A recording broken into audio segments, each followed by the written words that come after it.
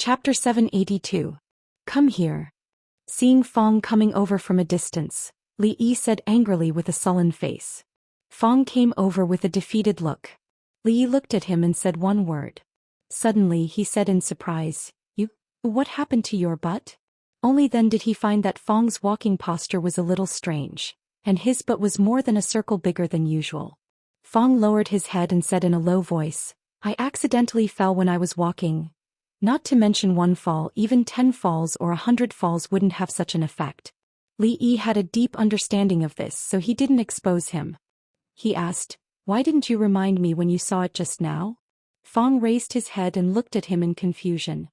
What did you see? Li Yi raised his hand and pointed to his cheek. Fong suddenly realized and said, I wanted to say it just now, but you said to talk about it later.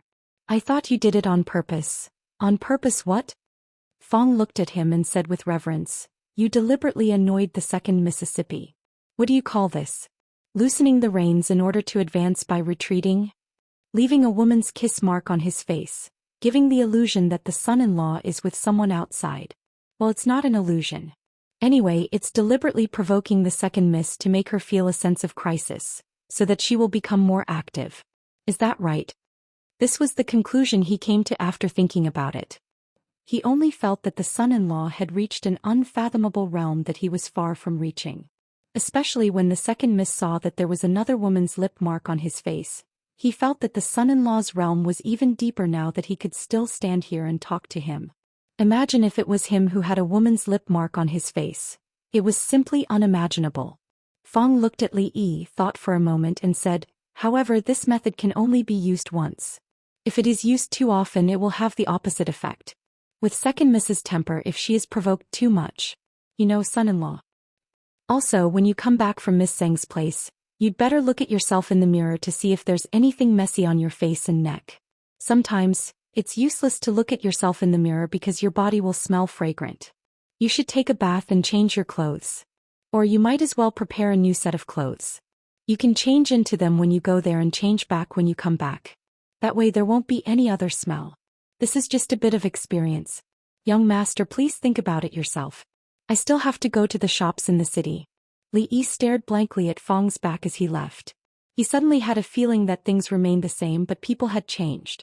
The simple and honest voice and appearance were still there, but old Third Fong was nowhere to be seen. From Qing and prefecture to the capital, it had only been a little more than a year. Fong was no longer the Fong of the past. Just now, Mississippi Lu left without listening to his explanation, which made Li Yi even more perturbed. The old emperor was about to move out of the palace and live in Hibiscus Garden. At that time, the eldest princess would naturally leave the palace often. Hibiscus Garden was not far from here, so there would be plenty of opportunities to meet in the future. What if Mississippi Lu fought with her when they met? At that time, who should he help? It was wrong to help anyone. It was useless to help anyone. The main culprit of all this was the eldest princess, who had suddenly changed inexplicably. If she wanted to apologize, then apologize properly. Why did she kiss her? She left after kissing her and said that nothing had happened. He was a dignified county marquis, the #1 scholar of the Jing kingdom, and Dr. Lu. Was he such a casual person? Was he someone who could casually accept a kiss from a woman? The proud Lolita held Yongning's hand and jogged over from behind. She asked excitedly again, Teacher, if father really wants to leave the palace and live in Hibiscus Garden, can we not return to the palace in the future? Li Yi nodded. If he doesn't agree, you can just act coquettishly. Isn't that enough? The proud Lolita blushed and hugged his arm. She twisted her body and said coquettishly, but I don't know how to act coquettishly. Hearing her voice, Li Yi felt his bones soften. He bent over and picked Yongning up. He frowned and said, Why have you become so light recently? Did you not eat properly? The young girl shook her head violently and immediately said, No, Yongning is very obedient. She eats properly every time. Good girl. Li Yi patted her head. Good girl, do you want to give your brother a kiss? Yongning's little face was blushing as she pressed her lips against the side of his face. The proud Lolita bared her fangs and brandished her claws, shouting that teacher could not be biased. It was the first time in recent months that the morning court was held for 2 days in a row. Before the morning court, Many officials were wondering if His Majesty's body was fine. Was he going to return to the previous situation of the morning court? Only a few people knew that after today's morning court, they would not have to come here for a long time. The first thing that His Majesty announced was related to the flood control. What was strange was that the matter that had been discussed by the court officials yesterday and had not come to a conclusion had already come to a conclusion today. The Imperial Court sent another flood control official from the Imperial Navy. At the same time, 4 Imperial physicians from the Imperial Physician Bureau accompanied him. They urgently transferred 300,000 taels of silver from the Ministry of Revenue and rushed to the disaster area. In recent months, His Majesty was very generous. In the past, when he transferred money from the National Treasury, he had to go through a series of procedures and it was extremely difficult. However, these days the National Treasury seemed to be full, and the allocation of funds was straightforward and decisive, which surprised many people. The flood control did not give the officials time to discuss and passed quickly. Next, a eunuch officially announced that Li Yi, the Marquis of Chang'an County, had made great contributions to the country, had the talent to govern the country, and was conferred the title of Honorable Minister of Gold and Purple Ribbon. Regarding this matter, His Majesty said yesterday that it would be discussed later, but today he made a decision without discussing it. Of course, the Imperial Court was in an uproar again just like yesterday. Not to mention the great contributions. Li Yi, the Marquis of Chang'an County, had indeed made great contributions to the country, but to say that he had the talent to govern the country and the way to stabilize the country was pure nonsense. How could a young man in his early 20s, who had never really entered the Imperial Court and had never put forward any meaningful political opinions, be qualified to receive the special honor that most civil officials could not pursue in their lifetime? Your Majesty, this is absolutely not appropriate. This is a serious matter, Your Majesty, please think twice. How can Li Yi be qualified? Your Majesty, you must not spoil him too much. Seeing that many officials stood out, Emperor Jing gestured for them to calm down. After the Imperial Court quieted down, he looked in a certain direction and asked, Minister Su, what do you think? As soon as he finished speaking, a white-haired old man came out of the crowd, and all the officials made way for him. Lord Su was a veteran of 3 dynasties and had been in politics for decades.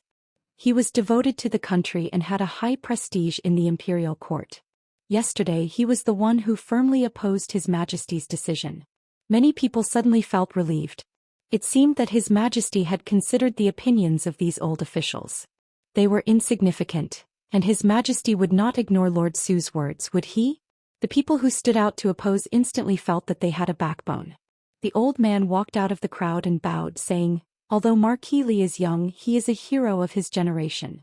Your Majesty, you have a discerning eye, and you have obtained the pillar of the country. I congratulate Your Majesty and the Jing Kingdom. The old man stood in front of the crowd, and the officials behind him who had firmly opposed this matter just now froze. Their eyes were full of doubts and puzzlement. Had Lord Su become muddle-headed? Hadn't he firmly opposed this matter yesterday? It had only been a day, how could he change his opinion so completely? What about your integrity as an old official of 3 dynasties? This was not right. Chapter 783. After Lord Su spoke, Emperor Jing nodded and looked to the other side. Minister Wei? A middle-aged man came out, bowed and said, I congratulate Your Majesty. This was a minister in charge of reviewing and refuting the Emperor's edict. He had the power to return the Emperor's edict and reject the memorials of the officials. Among the 4 ministers in charge of the Emperor's edict, Lord Wei was the one that His Majesty valued the most.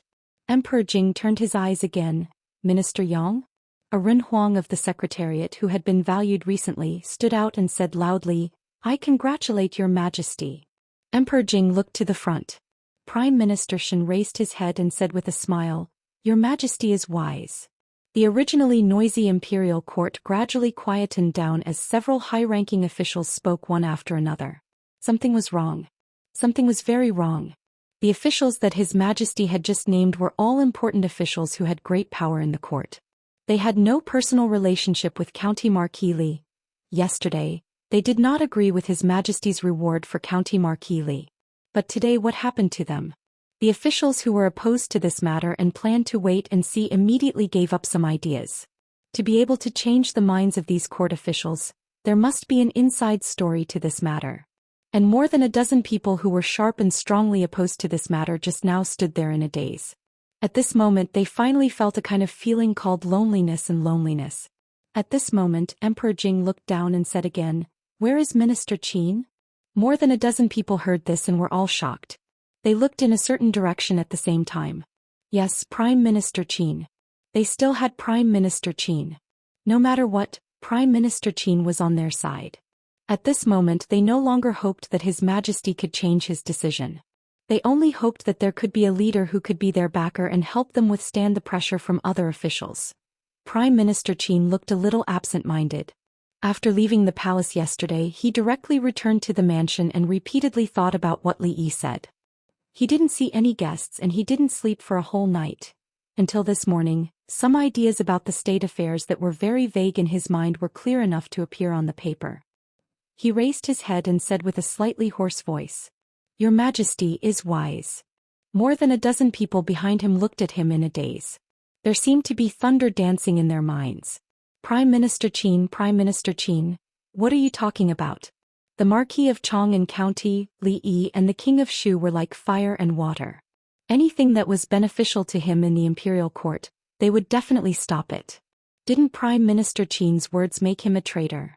They were starting to get a little blurry. The two prime ministers as well as several high-ranking officials of the imperial court spoke in unison and finally set the tone for this matter. There was no longer any opposition in the imperial court. The attitude of these ministers, including Prime Minister Qin, naturally made everyone suspicious. However, at this moment it was not appropriate for them to ask. As for the others, they were not just suspicious. The change in attitude of several ministers and Prime Minister Qin's position made them into clowns in the court today. Their outlook on life and the world collapsed, and they began to gradually reflect on the position they stood in. He was the youngest minister since the founding of the country, and the most favored minister of His Majesty. At least, when the country was still under His Majesty's control, making an enemy of him was tantamount to asking for humiliation. At that time he who had made enemies in almost every corner of the court would not have a good ending. Ministers who were favored by the emperor had never had a good ending.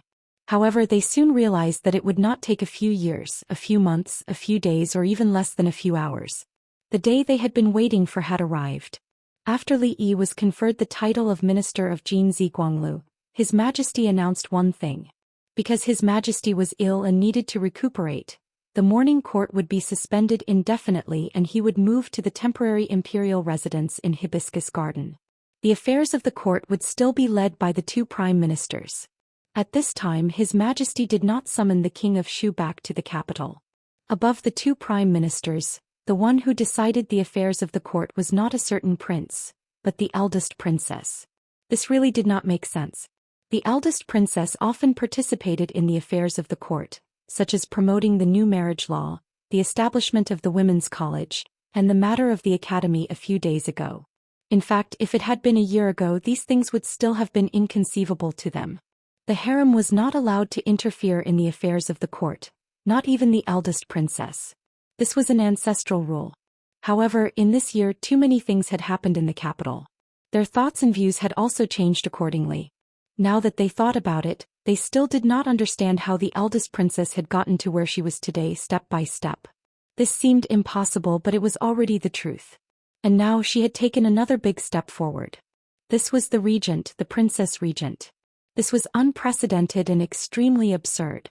For the time being, no one in the court had spoken because they were waiting for others to speak. Prime Minister Qin, Prime Minister Shen, the various officials of the 3 provinces and 6 ministries, they would not agree.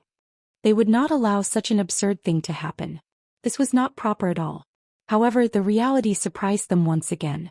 The scene of the ministers collectively remonstrating to the death did not happen. Even the imperial censors collectively fell silent, as if they had reached some kind of tacit agreement before the morning court. Regarding this matter, only a few scattered officials spoke. It seemed that they had not expected the situation in the court to be like this. They spoke very tactfully and then returned to their seats. Another major innovation that had not been done since the founding of the country was born in His Majesty's hands. Some officials who thought that they had waited until spring found in despair that this year's winter seemed to be colder than before. His Majesty at most favored County Marquis Li. As a ruler, a wise ruler, he had the most basic bottom line. However, the eldest princess, in the entire court, who did not know the relationship between County Marquis Li and the eldest princess. The two of them had known each other in Qingyan Prefecture. Tianfa was created by County Marquis Li, but it was the eldest princess who presented it to His Majesty. It was said that when the eldest princess concealed her identity to be a constable in Qingyan Prefecture, County Marquis Li was a county lieutenant, who knew what was going on between the male superior and the female subordinate. Moreover, after coming to the capital, the relationship between the two was even more obvious to everyone. They were both the three heroes of the capital. When the officials went up and down the court, they often saw the two appear together. After the establishment of the academy, the Women's Academy was established. The two academies were adjacent to each other, and both of them were the heads of the academies. To say something inappropriate, County Marquis Li and the eldest princess were basically wearing the same pair of pants. Thinking of these things, when some officials walked out of the hall, they felt that the sunny sky outside had become gray. Fortunately, the eldest princess was only acting as the representative of the court. If His Majesty appointed other princes, they would be suspicious and frightened. However, the eldest princess was a princess after all. No matter how outstanding she was, no matter how much His Majesty valued her, she was only a woman. As long as she was a woman, she could never threaten that position. Moreover, from the beginning to the end, they had never thought about that matter. At this time, as the officials walked out of the hall, some gossip finally came out from some people. It was said that after the court ended yesterday, when His Majesty, the two prime ministers and several important officials discussed the state affairs in the imperial garden, County Marquis Li and the eldest princess were also present. At that time on the state affairs, the two of them showed talents that shocked and even convinced the emperor and several officials. Just now, Lord Su said that he was an outstanding talent of the generation and the pillar of the country, which was the reason. And Prime Minister Qin, Prime Minister Shen and other officials did not oppose it, which was probably the same reason. Lord Su and Prime Minister Qin were both elders of the imperial court, with decades of political experience. The person that could shock and convince them, everyone couldn't help but wonder again. Did County Marquis Li really have the talent to govern the country and the way to govern the country as the imperial edict said? Thinking of what happened in the court just now, they didn't doubt it anymore. After all, the attitudes of the two prime ministers and the ministers could not have changed so quickly. His Majesty also had no reason to suddenly announce that the eldest princess would temporarily take charge of the state affairs. The only explanation was that they were really like what the rumors said. Their views and methods on state affairs had convinced the people present and made His Majesty completely relieved, so he decided to temporarily let go of the state affairs. Thus, the officials, including the two prime ministers, didn't oppose His Majesty's decision at all. Thinking of their ages, many people sighed dejectedly on the way out of the court. A pair of evildoers. As officials in the same imperial court, it was inevitable that they would compare with each other, but the result was really despairing. Chapter 784. When it was late July, the weather started to turn cold. News came from the south that the flood had subsided and the flood was temporarily eliminated. The officials sent by the imperial court strictly followed the regulations issued by the imperial court. They built temporary residences and settled down the victims. Every day they provided porridge and rice. There was no large-scale civil unrest. As for the epidemic after the disaster, there was also no outbreak. There were many cases of diarrhea, but it was quickly controlled and did not worsen further. Although the post-disaster reconstruction work still needed a long time, the impact of the flood this time was indeed much smaller than before. It did not affect the hearts of the officials so much. The scale of the emperor's relocation from the palace was very large. It lasted for a few days. The empress and a few favored concubines in the harem also followed him to live in Hibiscus Garden. Of course, the imperial court continued to operate as usual. Some important political matters, after being reviewed by the two prime ministers, would be sent to the palace and handed over to the eldest princess to make a decision. If the three provinces had no objections to the eldest princess's decision, it would be carried out. If there was a huge disagreement, the memorial would be sent to Hibiscus Garden for the emperor to make the final decision. Of course, until now, no one questioned any of the princess's decisions. In just a few days, some officials completely understood why the emperor would make such a seemingly ridiculous decision. A problem that the minister could not solve was sent to the eldest princess. Within a day she would get a perfect solution. Other than being amazed, it also made many people feel ashamed. Evildoer. There was really an evildoer in this dynasty. The eldest princess was busy, so Li Yi naturally had nothing to do. Rui's due date was early November. It was only about 3 months from now. Even though she was a grandmaster, she was still protected tightly. In case of an accident, she was not allowed to leave the mansion. Anyway, the house was big enough. There were mountains and rivers, and the scenery was not bad. It was a good place to have a baby. It was not enough to have Xiao Huan to take care of her. Mississippi Lu had not gone out for many days. She stayed at home and occupied Rui. At night, Li Yi would also be driven out by her. The space in the inner house was not big. It was specially arranged by Li Yi according to the layout of the Willow Leaves village. She drove him out and did not allow him to sleep in her room. Li Yi had only 2 choices. One was to make do with Xiao Huan, and the other was to sleep in the outer house. The former was almost ruled out by him without hesitation. Xiao Huan was no longer the young and inexperienced girl she used to be. She had not fully matured yet. The night was long, and Li Yi did not want to make himself suffer. They were now inseparable from Rui. The familiar women of Willow Village often came to talk to him, but they had to avoid talking to him. Li Yi felt that he was redundant. He lay in the yard, basking in the sun and drinking tea. This was the ideal retirement life. After calming down, he had enough time to think about some things. Since a long time ago, he had been laying the foundation for the eldest princess. Now he had finally seen some results. The next thing to do was to wait. Many things needed enough time to ferment if they wanted to achieve the desired effect. Although no matter what kind of preparation they had made, the final decision was still in the hands of the old emperor. But when her weight in the court became more and more important, to the point of breaking through a certain critical point, it was possible to break some conventional ideas. As for the king of Shu did not have to worry at all. The person involved could not see clearly. Perhaps only those who were in the same boat as him would use self-hypnosis to deceive themselves when they had no other choice. With the old emperor's temper, it was impossible for him to watch the imperial power fall into the hands of an idiot. Otherwise he would not have made so many moves against the Cui family. Not to mention the other princes. Even compared to Li Han, the king of Shu did not have any advantages. Think about it, more than a year ago he was still the most powerful prince in the capital city. It was really not easy for him to get to where he was today step by step. Lying comfortably on the rocking chair, he was in a state of relaxation. Just when he felt a little sleepy, he was awakened by the sound of hurried footsteps. Fong rushed in from outside and said, "Young master, bad news." "What's the matter?" Li Yi sat up from the rocking chair and asked. Fong handed something to Li Yi and said, "Young master, take a look at it yourself." It was a greeting card. Greeting cards were usually given to strangers or strangers who were not that familiar with one another. He had received many such greeting cards in the past, but this time it was different. Li Yi put down the card and asked with confusion on his face, "Where is she now?" "In the front hall." "Let's go." Li Yi pondered for a moment before walking out of the room.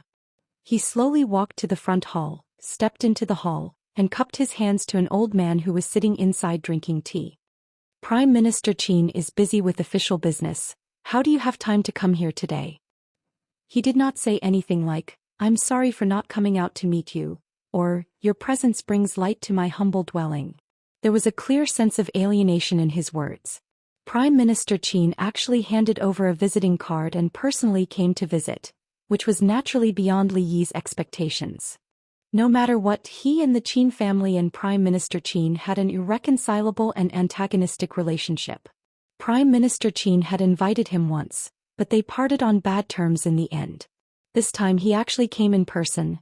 "Dr. Li, please don't blame me for coming rashly." The old man put down the teacup, stood up and said, "Last time in the Imperial Garden, Dr. Li talked about the tax reform. This old man still has some things that I don't understand, so I specially came to explain. I hope Dr. Li will not be stingy with your guidance."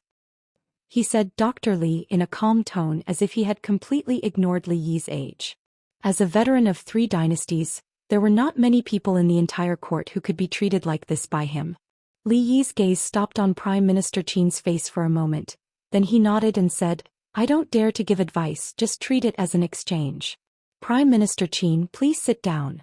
Prime Minister Qin nodded, sat down again and said straightforwardly, the tax system of this dynasty mostly follows the previous dynasty, but at the end of the previous dynasty there were many military towns and they refused to obey the court, so the tax system introduced is not suitable for this dynasty. Although there have been several reforms in the past few decades, this old man thinks that the current tax system still has great defects. Today's conversation was completely different from the one in the Qin mansion. Prime Minister Qin seemed to have completely forgotten his position, and the questions he asked were all about the tax law and economic reform that Li Yi talked about in the imperial garden that day. In the process of their conversation, Li Yi unexpectedly found that Prime Minister Qin also had a deep understanding of this. Although some parts were still very vague, the general direction was correct. He even filled in many details that Li Yi did not mention that day. Li Yi could see that these things were not put forward in a day. In other words, he had been exploring these things that were suitable for the current system reform of the Jing kingdom for a long time. However, due to limited knowledge before this, he only had hazy ideas, but at this time these ideas had gradually begun to surface. Li Yi was very clear that for people in this era, it was very rare to be able to think of those things that were ahead of time. Moreover, his understanding of the Jing kingdom was far beyond his imagination, and his words often hit the nail on the head and hit the nail on the head. Li Yi seemed to have always underestimated this old man. After offending the prime minister of a country, he had always been prepared to accept the other party's revenge, and had several sets of plans to deal with it. However, Qin Yu had suffered losses time and time again, and the king of Shu had gradually lost power. Prime Minister Qin had never taken any action against him. This was not common sense, and Li Yi could not figure out the reason, let alone see through Prime Minister Qin. Including today when he took the initiative to visit, he did not talk about grievances and only talked about state affairs, which made Li Yi have a new understanding of the old man in front of him. Chapter 785. About 10 years ago, this old man realized that there was a huge problem with the tax system of our dynasty. After writing the last page, Prime Minister Qin put down his pen and stopped writing. He raised his head and said, in the past 10 years I've pushed for tax reform several times, but all of them ended in failure. In the end, I was too embarrassed to mention this matter to His Majesty. I just had some vague thoughts that I didn't dare to bring up. These days I've been thinking about what you said in the imperial garden that day. If you were born 10 years earlier, 5 years ago, if I could hear what you said, there wouldn't be so many twists and turns in the imperial court and the people these years. Prime Minister Qin looked at Li Yi and said calmly, Lord Su is right. You're the hero of your generation. Am not as good as you. Li Yi didn't be modest and didn't continue because Prime Minister Qin obviously had something else to say. You're unparalleled in poetry and painting. You've reached the peak of calligraphy. You're proficient in torture and business. You created Tian Fa, offered horseshoes, repelled the enemy, started arithmetic and got rid of vermin. Prime Minister Qin seemed to be very familiar with Li Yi's past. I also know that you've turned the Qi kingdom upside down. The crown prince and the third prince of the Qi kingdom are fighting fiercely for the throne. The imperial court is unstable and people are anxious. You've made countless contributions to our Jing kingdom. When I was your age, I didn't pass the imperial examinations and was still worried about my future. But you have already been conferred the title of Duke and Marquis, and you are the youngest minister in history. No wonder His Majesty favors you. Being praised by an elder, Li Yi blushed slightly and felt a little embarrassed. Turned out that he was so outstanding. He couldn't see it usually, but you are too young. Prime Minister Qin looked at him with a serious expression and said, the tallest tree in the forest will be destroyed by the wind. When things reach an extreme, they will move in the opposite direction. Since ancient times, the favored officials of the emperor rarely have good endings. Moreover, do you know whose interests will be lost in the end with those reforms you mentioned? The old emperor's greatest enemy was some of the major clans. The measures he proposed naturally wouldn't let those people have an easy time. If not for this, the old emperor would not have trusted Emingzu to handle the state affairs. Your existence is the blessing of His Majesty, the blessing of the people. Prime Minister Qin stood up, looked at him and said, I hope you can remember what I said today.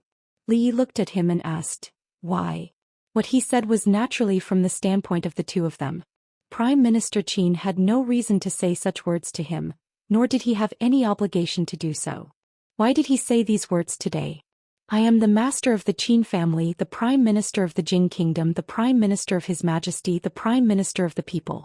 If this reform can be carried out smoothly, the country will be rich, the people will be strong, and the people will live in peace. Prime Minister Qin looked at him deeply, cupped his hands and bowed deeply. This bow, on behalf of all the civil and military officials in the court, on behalf of the people of the Jing kingdom. It was already too late for Li Yi to dodge. In reality, by the time he reacted, Prime Minister Qin had already straightened his body and was walking out the door with large strides. At the door, a certain Water Bureau official who had just been brought in by Fong stood in a daze. He rubbed his eyes, and after confirming it, he couldn't help but be petrified on the spot. When Li Yi walked out of the mansion, a carriage had already started off into the distance. He looked in a certain direction for a long time and began to understand why those old, stubborn people in the court were so stubborn. Unfortunately, Prime Minister Qin was Prime Minister Qin, and the Qin family was the Qin family. After a while, he turned his head to look at the Water Bureau official behind him and asked, "What is the matter, Junior Supervisor Su?" The official looked in a certain direction, swallowed a few times, and then said, "Concerning the compilation of the commentary on the Water Classic, Minister Chong had me ask Lord Li, Duke Chen Fu. You said that Prime Minister Qin went to the Li Fu yesterday and even bowed to that Li Yi?" Qin Chong looked at the official in front of him and frowned. "Are you sure you didn't see wrong?" The official shook his head with a bitter smile. "It shouldn't be wrong. The news came from the Water Bureau. It said that the junior supervisor of the Water Bureau saw it with his own eyes. This lowly official investigated this morning. Yesterday Prime Minister Qin did indeed go to that place." "Prime Minister Qin, what is he doing?" Qin Chong frowned. Although they all belonged to the King of Shu's faction in terms of division, they and Prime Minister Qin did not belong to the same camp. The group of civil officials led by Prime Minister Qin and the officials and nobles led by the Cui and Qin families had the same goals, but they almost never interfered with each other. Moreover, Prime Minister Qin had a high position and great power. His thoughts were hard to guess. The power in the court that leaned towards the King of Shu was already far from what it was in the past. Could it be that even Prime Minister Qin, below, the Assistant Minister of Revenue, Xing Shichen, thought for a moment and said, "This matter may not be as the rumors say. County Marquis Li is a minister of golden honor. It is not impossible for Prime Minister Qin to find him to discuss court affairs." Qin Chong raised his eyes and said, "Is there a need to bow when discussing state affairs?" The hall immediately became silent. After a long time, an official sighed and said, "His Majesty temporarily released court affairs. For Her Highness, it was originally a great opportunity. She could have used this opportunity to return to the capital and take charge of court affairs. But who would have thought that His Majesty would completely entrust court affairs to the eldest princess? Our petitions to summon Her Highness back to the capital have all been rejected by His Majesty. Her Highness's situation in court is becoming worse and worse. If this continues, I'm afraid." Qin Chong nodded and said, "The most important thing right now is to have Her Highness return to the capital. Tell me, what methods do you have?" The few people thought for a moment and then began to speak. "Noble Consort Tui's birthday is approaching. His Majesty places great importance on filial piety. It is reasonable for Her Highness to return to the capital at that time. After Her Highness's birthday, we can think of a way to have Her Highness stay. We can say that she is ill and stay.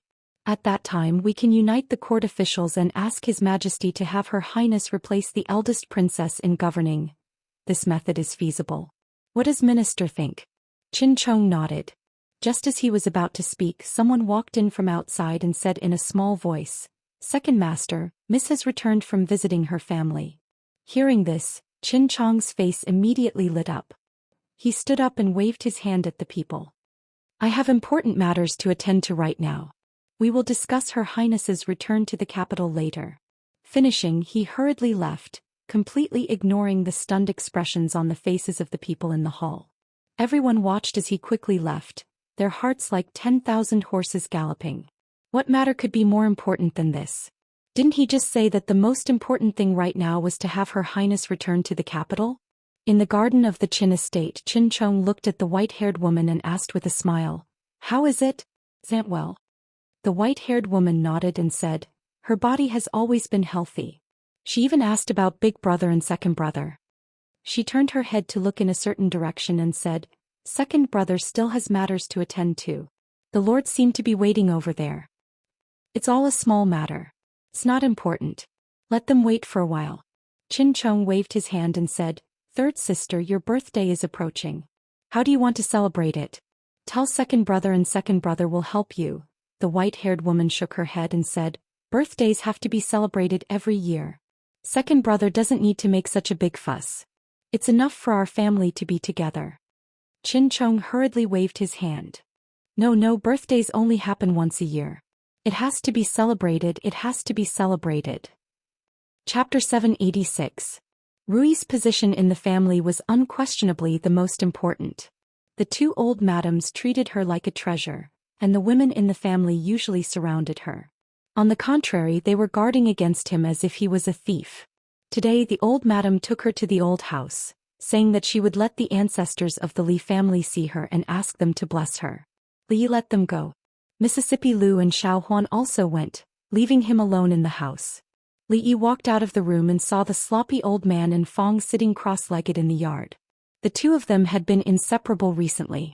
Every day they would sit cross-legged and motionless under the sun for a few hours. Li Yi even wondered if there was some kind of martial art that could make people photosynthesize like plants and increase their power. He walked to the porch. The sloppy old man opened his eyes and asked, "Going out? Where to?" Li Yi waved his hand and said, "Just walking around." The sloppy old man nodded and stood up. He kicked Fong, who was sitting cross-legged, to the side. "Prepare the carriage. We are going to Willow Lane." "Are the rumors true? Prime Minister Qin, he treats you." In the small yard of Willow Lane, Zheng Zimo looked at Li Yi in disbelief. More than 10 years ago, before the Zheng family had experienced that great change, Prime Minister Qin was already the Prime Minister of the dynasty. At the time she only knew that the Prime Minister was a very, very high official, much higher than her father. Prime Minister Qin was a veteran of 3 dynasties and had students all over the world. He was respected by all the officials in the court. In the entire Jing kingdom, the only person who could make him bow was the current emperor.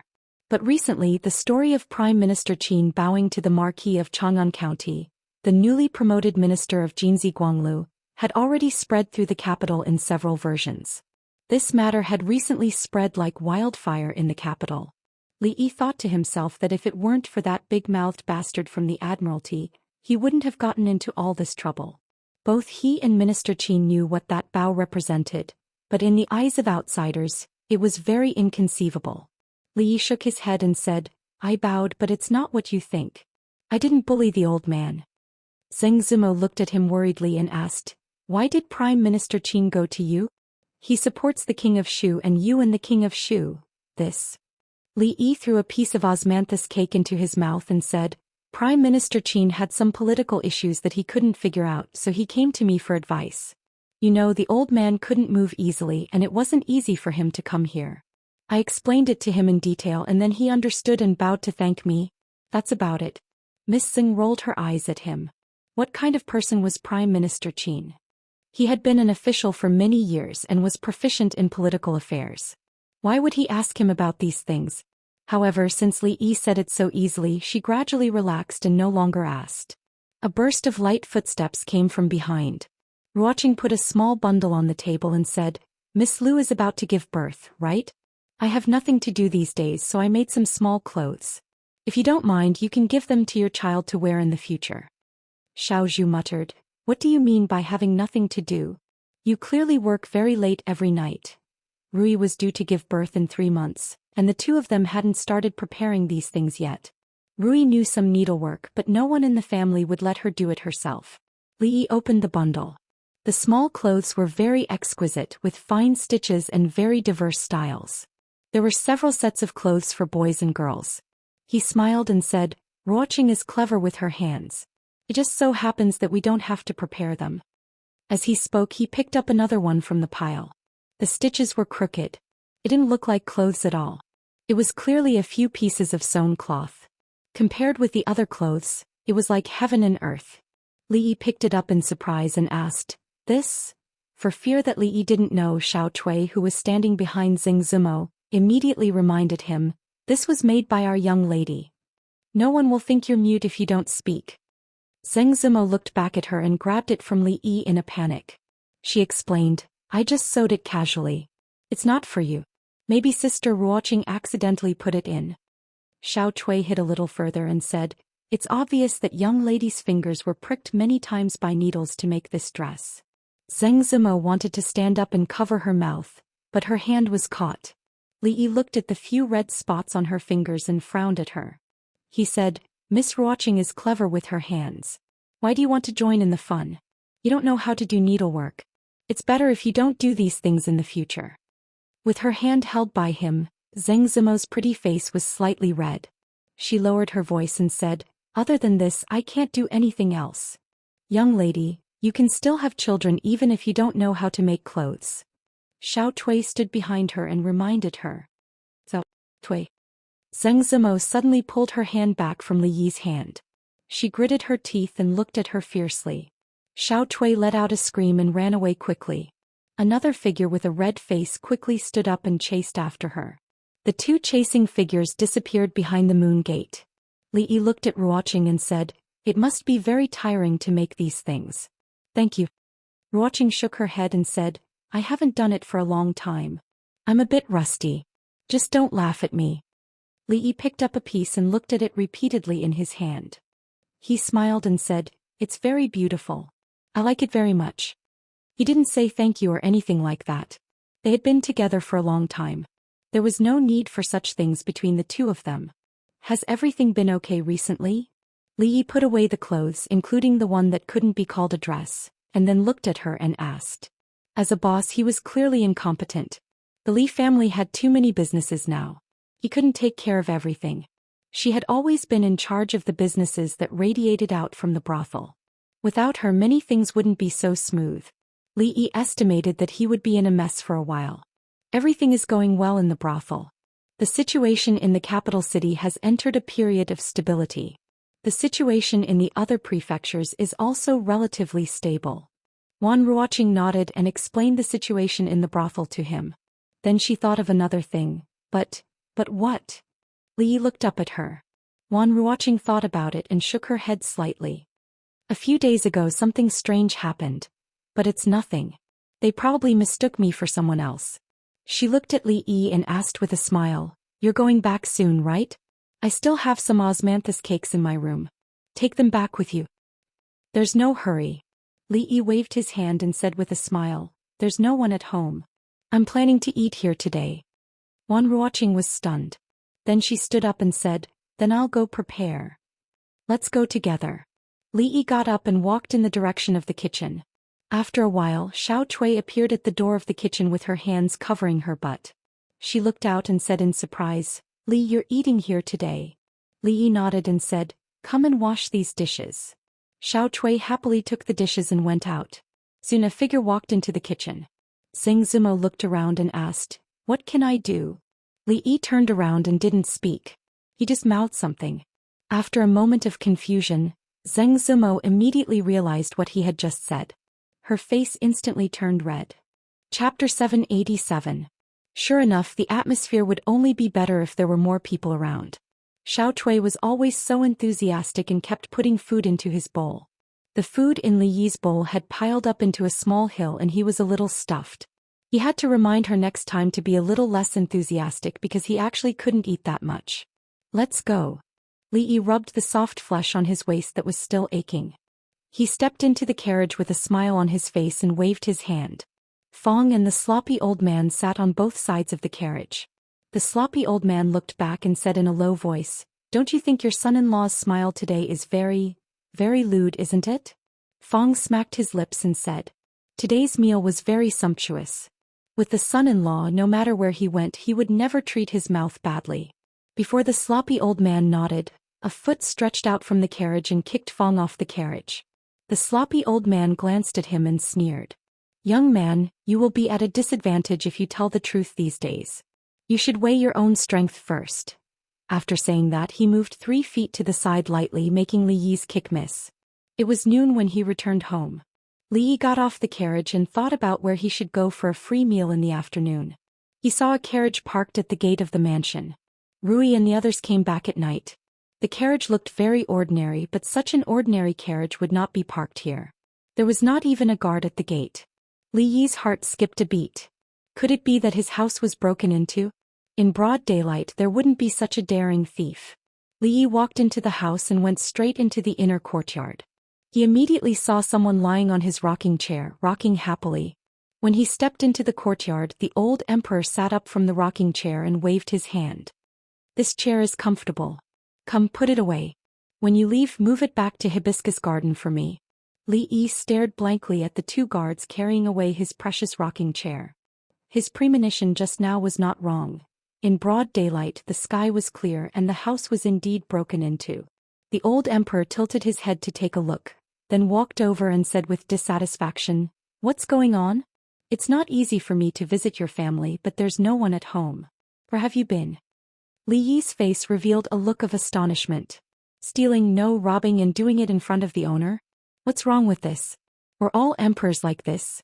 Li Yi looked at him and said in a daze, "Your Majesty, this is... All right, don't say anything else." Jing Emperor waved his hand and said, "Prepare another table of food like the last time. Shanning and Yongning are about to finish school. I will go pick them up and stroll on the street for 4 hours. After 4 hours I want to see the food ready. Otherwise, I will tell your wife that you went out to fool around with other women while she was away." "Your Majesty, what are you saying?" Li Yi smiled and said, "I went out to do something, not to." The old emperor took 2 steps closer and sniffed fiercely. He raised 4 fingers at Li Yi and said, "Rose, jasmine, and 2 women who didn't use perfume. For women. And if I remember correctly, you have 2 female friends in Willow Lane. The other 2 should be their maids. Do I need to continue?" "Your Majesty, you mentioned what to eat today. Is it the same as last time? I will go and prepare it now." Even a dog's nose was not so sensitive. Li Yi cupped his hands and walked straight in the direction of the kitchen. The reason why he promised him was because he pitied this old man. He had lived for a lifetime and only now did he realize the joy of being human. It was definitely not because he fooled around.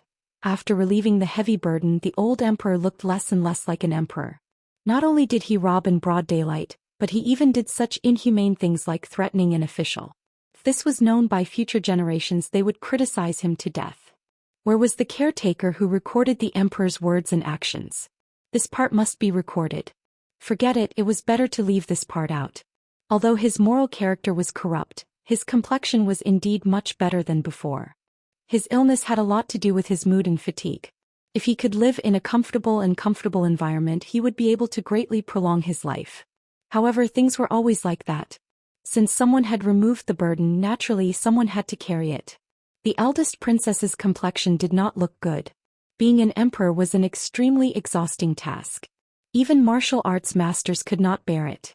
This was also one of the reasons why those diligent and wise monarchs in history did not live long. 4 hours was not a short time. There was still time to save an hour for cooking. Li Yi made some necessary preparations before lowering his head and asking, "How do you feel?" Emmingzi leaned against the kitchen door and looked up. "What do you mean? These days you have to deal with all kinds of political affairs personally. It must be very tiring, right?" She lowered her head and said softly, "Father has always been like this. His Majesty doesn't have to do everything by himself," Roland said with a smile. As Li Yi chopped vegetables, he said, "The court pays so many officials, but they do not just take their salary and do nothing. I guess that whenever those people encounter any difficulties, they will ask you to make the decision. In the long run, even a Grand Master will be mentally and physically exhausted. You have to limit the number of reports that are sent to you every day and have the Minister of State check them. Other than those major matters, don't just send any reports to you. Minor matters to the court, but to a family of 3, it may be a matter of life and death." Emmingzi shook her head and said, "How do you differentiate between major matters and minor matters?" "Important matters that concern the lives of a family of 3 will naturally be handled by the local officials." Li Yi looked at her and said, "You are the Empress. What you are exercising now is the power of an emperor. Important matters that concern the fate of the country should be decided by you." Emmingzi looked at him and said, "Why don't you help me?" Li Yi was startled. He lowered his head and murmured, "Where were we just now? Oh right, speaking of how to cook this fish, do you think it should be steamed or braised? Shanning likes to eat braised fish." Steamed is good for His Majesty's health. He looked up at Emmingzu and asked, why don't we steam half and braise the other half? Emmingzu looked straight at him and said, speaking of which, you will enter the palace to help me. Li Yi nodded and said, sure enough, steamed is better. After all the preparations were done, there was no need to rush. Li Yi washed his hands and wiped them clean. He walked to the courtyard and stood in front of Emmingzu. He looked straight into her eyes and asked, now tell me, do you like what you have done these past few days? The eldest princess looked at him and said, whether I like it or not, someone has to do it. I am only asking if you like it or not. She thought for a while, then looked straight into Li Yi's eyes and nodded slightly, I like it. A smile finally appeared on Li Yi's face. With her words, he had a reason for everything he had done in the past and in the future. The weight on his chest was lifted. Li Yi felt that his eyes must be shining at this moment. Even he himself felt that it was a bit dazzling. Then he realized that it was not his eyes that were shining, but the jewel embedded in the autumn water in Mississippi Lu's hand that was shining brightly under the sunlight. At the door, Mississippi Lu held her sword in front of her chest and looked straight at him. She asked, what did she say she liked? Chapter 788. What did she say she liked? Although Mississippi Lu's tone and expression were calm, only Li Yi knew what kind of waves were hidden under this calmness. Even if he was not afraid of a crooked shadow, what he said just now, if taken out of context, was indeed a bit ambiguous. Li Yi looked at her and braced himself to say, this I can also explain. Mississippi Lu glanced at him, looked at Emmingzu and said slowly, you come with me. After saying that, she turned around and walked straight into the moon gate. The expression on Mingzhu's face was also very calm and she followed leisurely. This is between us. As Li Yi followed, Mississippi Lu's voice came from the front. His footsteps stopped outside the moon gate. In fact, there was nothing much, the eldest princess only needed to explain clearly to him, so there was no need to be nervous. After all, Mississippi Lu was not an unreasonable person, she was usually unreasonable only to herself. Somewhere in the inner courtyard, the figure at the front with the sword stopped. Emmingzu walked over, kept a few steps away from Mississippi Lu and said calmly, he just asked if I like the affairs of the court. I said I like it, that's all. I know. Mississippi Lu turned around to look at her. I heard it from outside. Emmingzu looked up at her and asked, if that's the case, why did you call me here? The hickey on his face that day, it was you who left it, right? Mississippi Lu looked at her and asked calmly.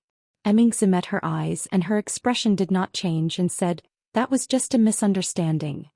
I don't believe there was any misunderstanding. Mississippi Lu looked straight into her eyes and said, I'm just giving you a piece of advice, don't forget, you are the princess of a country, you too, it's impossible. Emmingzu was startled and a smile quickly appeared on her face and she looked at her and asked, are you saying this for your sister or for yourself? What do you mean? Whatever you mean is what I mean. The two of them stared at each other in the air, and there seemed to be the sound of metal clashing. Same old rules? Old rules. Li Yi felt that it wouldn't take long to explain this matter. It had already been a quarter of an hour. Why hadn't the two of them come out yet? After waiting for half an hour, he finally couldn't bear it anymore and walked in. He quickly passed through the two moon gates and saw Mississippi Lu standing with her back facing him. The Princess Royal was standing opposite her, her chest was heaving up and down, her cheeks were slightly red, and there were fine beads of sweat on her forehead. He took 2 quick steps and stood between the two of them. Then he turned around and looked at Mississippi Lu.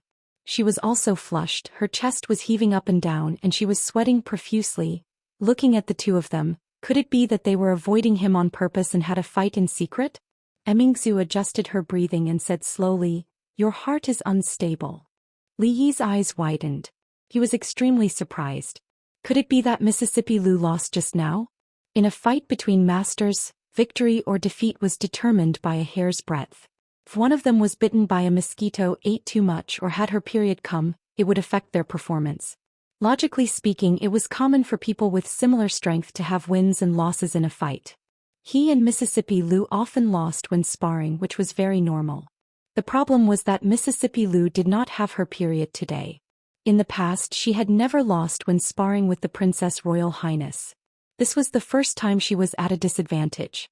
It was going to be troublesome. A loss is a loss. Half a move is also a loss. There's no reason for it. Mississippi Lu didn't seem to care about this matter.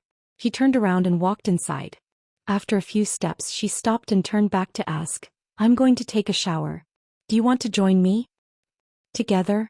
Li Yi was stunned. Then he said with some embarrassment, I don't think that's a good idea. Everything had a process. He was a conservative person. Such an open-minded thing. His heart still couldn't accept it. It wasn't until Emmingzu turned around and stared at him for a long time that Li Yi finally understood. He quickly nodded and said, Yes, there's a hot spring at the back. You two were just sparring and sweating all over. Go take a shower and change your clothes. It's time to eat later. When he first decided to buy this mansion, it wasn't just because of its environment and location. There was actually a spring there and it was even warm. In winter he could soak in it, hug women on his left and drink warm grape wine. It was definitely a great enjoyment in life. Before moving in, Li Yi ordered people to renovate the place. Not to mention 2 people, it wouldn't be crowded even if 10 people soaked in it. In summer it could even be used as a swimming pool. Since she had invited, Emmingzu naturally couldn't reject. They were both women so it wasn't a big deal to bathe together. If she rejected it would seem like she was afraid of the other party. Seeing the 2 of them walk to the back, Li Yi sat on a stone bench at the side. His heart finally relaxed. It was good that everything was fine. It seemed like the misunderstanding from last time had been resolved just like that. Mississippi Lu was more understanding than he had imagined. He looked back. He forgot to ask just now. He didn't know if the 2 of them needed a back rub. Her Royal Highness couldn't possibly serve others, and Mississippi Lu wasn't someone who would wait on others. Should he find 2 maids? Not long after this thought appeared, he saw the Princess Royal walk out from inside alone. You finished bathing so quickly? Li Yi looked at her in surprise. Didn't they say that girls needed at least an hour to bathe? She went in and came out in a few minutes at most. No matter how fast she was, it shouldn't be this fast. Emmingzu sat on the other side and said coldly, I've never bathed with others before. I'm not used to it. I'll go in after she comes out. This was obviously a lie. The Tsundra Lolita often bathed with her and when she went in her expression was calm. When she came out she was obviously unhappy. It was definitely not as simple as being not used to it. Unless, Li Yi looked at her up and down and his eyes finally stopped at a certain spot. He seemed to understand something. There was no harm if there was no comparison. There was nothing wrong with bathing with the Tsundra Lolita. After all, she was still a child. But with Mississippi Lu, the harm was a little big. Li Yi instantly figured out the crux of the problem. Women were always particularly sensitive to certain parts of the body. When a gaze fell on her, Emmingzu only felt uncomfortable all over. She turned her head and looked at him coldly. She asked, I didn't have enough fun just now. Why don't you spar with me again? What do you think? Should this fish be steamed or braised? Li Yi stood up from the stone bench. As he walked outside he muttered to himself, how about sweet and sour? When he walked to the door of the kitchen his footsteps stopped. He looked back and wondered, who won? Chapter 789. Li Yi thought about it carefully and felt that Mississippi Lu had won. Because the 2 of them were similar in strength, there had been no clear winner in many competitions. Mississippi Lu might have fallen behind due to her bad mood or some other reason. The next time the Princess Royal was in a bad mood or needed to entertain her best friend, Mississippi Lu might have won. In other words, the chances of them winning were 50-50. On the other hand, the Princess Royal had lost completely. Mississippi Lu was more sophisticated in that aspect. It was a one-sided victory. If there were no accidents she would never be able to make a comeback. The Princess Royal was the most pitiful. Li Yi decided to treat her better and make one more soup today. Mississippi Lu had just finished showering and changed into a loose outfit. Her wet black hair draped over her shoulders, adding color to the entire courtyard. Li Yi had already prepared all the ingredients. He planned to start cooking when Xianxia and the others were about to return. He looked at Mississippi Lu and asked, Didn't you go out with them? Why are you back? Mississippi Lu pushed her hair behind her shoulders and said, There are some things over at the Lu Alliance that I need to deal with. Then hurry up and go. She was the chief of the Lu Alliance so sometimes she would be busy. Li Yi said casually. You want me to go out that much? Mississippi Lu crossed her arms and looked at him calmly. Li Yi suddenly felt that he should have come back after having lunch at Willow Alley. What I mean is, Li Yi looked at her and said sincerely, "Go early and come back early. I'll wait for you at home." Men were creatures that liked the new and hated the old. The emperor was no exception. Some time ago he often called her into the palace to eat with him, but because the Tsundra Lolita peeled 2 prawns for him before eating and Yong Ning personally fed them to him, he was disqualified from the table. She said that she was willing to sit at the same table as him. She thought that Mississippi Lu wasn't as pleasing to the eye as he was. The two of them had eaten so many dishes but no one was fighting over them. Li Yi saw Princess Royal walking over and sitting down. He asked in confusion, "Why are you here?" Emmingse looked at him and raised an eyebrow. "I'm not welcome?" There was an old saying, "Don't talk while eating, don't talk while sleeping." The ancients were not deceiving. Li Yi lowered his head to eat. It was not wrong to listen to the ancients. The academy has run into some problems. There aren't enough books. If it was just the capital there would be enough, but once the academies are built everywhere, books and paper will be a big problem. Many of the engravings of books are in the hands of the aristocratic clans that pass down their legacy through poetry and literature. This includes the majority of the paper shops in the Jing Kingdom, which are also firmly controlled by them. After Princess Royal finished her words, Mississippi Lu glanced at her and said lightly, "Let's eat. We can talk after eating." She picked up the chopsticks and put a piece of steamed fish in Li Yi's bowl. "The fish is good, try it." Li Yi almost dropped the chopsticks in his hand. He raised his head and looked at her blankly. Second Miss Lu actually picked food for him. This was the first time in history. He was overwhelmed by the favor, overwhelmed by the favor. He nodded in a daze. Just as he stretched out the chopsticks, there was another piece of spicy chicken in his bowl. Princess Royal took back the chopsticks, looked at him and said, "This is also delicious. Try it." Li Yi looked at the food in his bowl and the other two people looked at him. In one's life, one had to face many choices. 2 different choices often meant 2 different lives. So he had to learn to be generous. He couldn't have fish and bear's paw at the same time, but he could have steamed fish and spicy chicken. Li Yi decided to give it a try. The fish was picked up by Mississippi Lu, and the chicken was picked up by Princess Royal. It was wrong to eat either one first. For others this was a very difficult choice, but not for him. He took a piece of pancake and rolled the 2 pieces of meat in at the same time. "Thank you." He stuffed the pancake into his mouth, swallowed it and looked at the 2 women gratefully. The next moment he grabbed his neck and ran to the kitchen in a hurry. Fish bones stuck vinegar. This meal was delicious, but it was all sour. When he sat back at the table, the steamed fish was no different from the sweet and sour fish, and it was the kind with too much vinegar. Even the rice in the bowl was sour. Li Yi put down the chopsticks and said angrily, "I drank too much vinegar just now, it's so sour. Who are you calling jealous?" The 2 women put down their chopsticks and looked at him at the same time. Li Yi turned his head to look at the frowning second young Miss Lu and then at the slightly focused eldest princess. He silently stood up and without saying a word, picked up his bowl of white rice and walked into the kitchen. "Rice soaked in water doesn't taste good, I miss Rui, I miss Xiao Huan." In the Duke Qin residence there were many people in the hall, including Minister of Ceremonies Qin Cheng. They were not officials of the court, but key figures of some rich and powerful families. One of them sneered, "I'd like to see how this academy can survive without books and paper.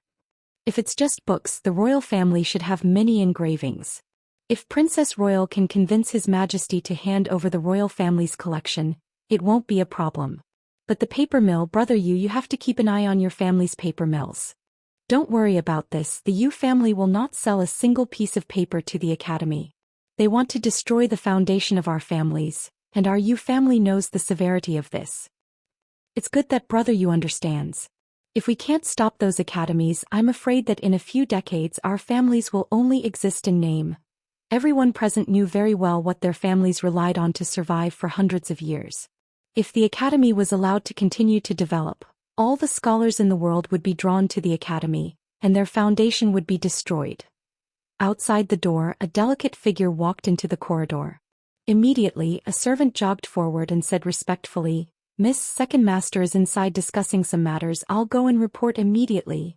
The white-haired girl waved her hand and said, "No need, I'm just going out for a walk.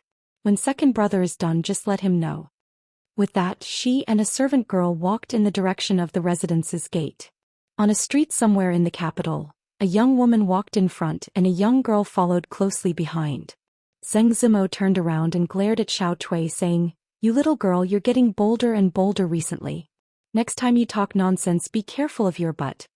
The young girl pouted and said with some grievance, "Miss Xiao Cui is doing this for your own good. You've done so many things for him, you have to let him know or else it would be for nothing." Zheng Zimo glanced at her and said, "What for him? It's me. I'm doing it for myself, for my future child." Xiao Cui looked at her and said weakly, "Your child is still his child, there's no difference, Xiao Cui." The young girl looked at her and said with some bitterness, "Miss, you're still hiding it from me. I saw it that day you two were hugging and rolling on the bed." Zheng Zimo blushed and glared at her saying, "We're almost at the shop, don't talk nonsense. I'll deal with you when we get back." "Oh, Miss Zheng." The two walked into a cloth shop and several women immediately came forward and bowed respectfully. "It's okay, I'm just looking around. You guys go ahead." Zheng Zimo walked to the door of the inner room, then turned back and said, "By the way, bring in the things I left here yesterday." A young girl responded and took out a small bag from the counter. However, the expression on her face was a bit funny, and she forced herself not to laugh out loud. He took the bag in. However, she was secretly amused.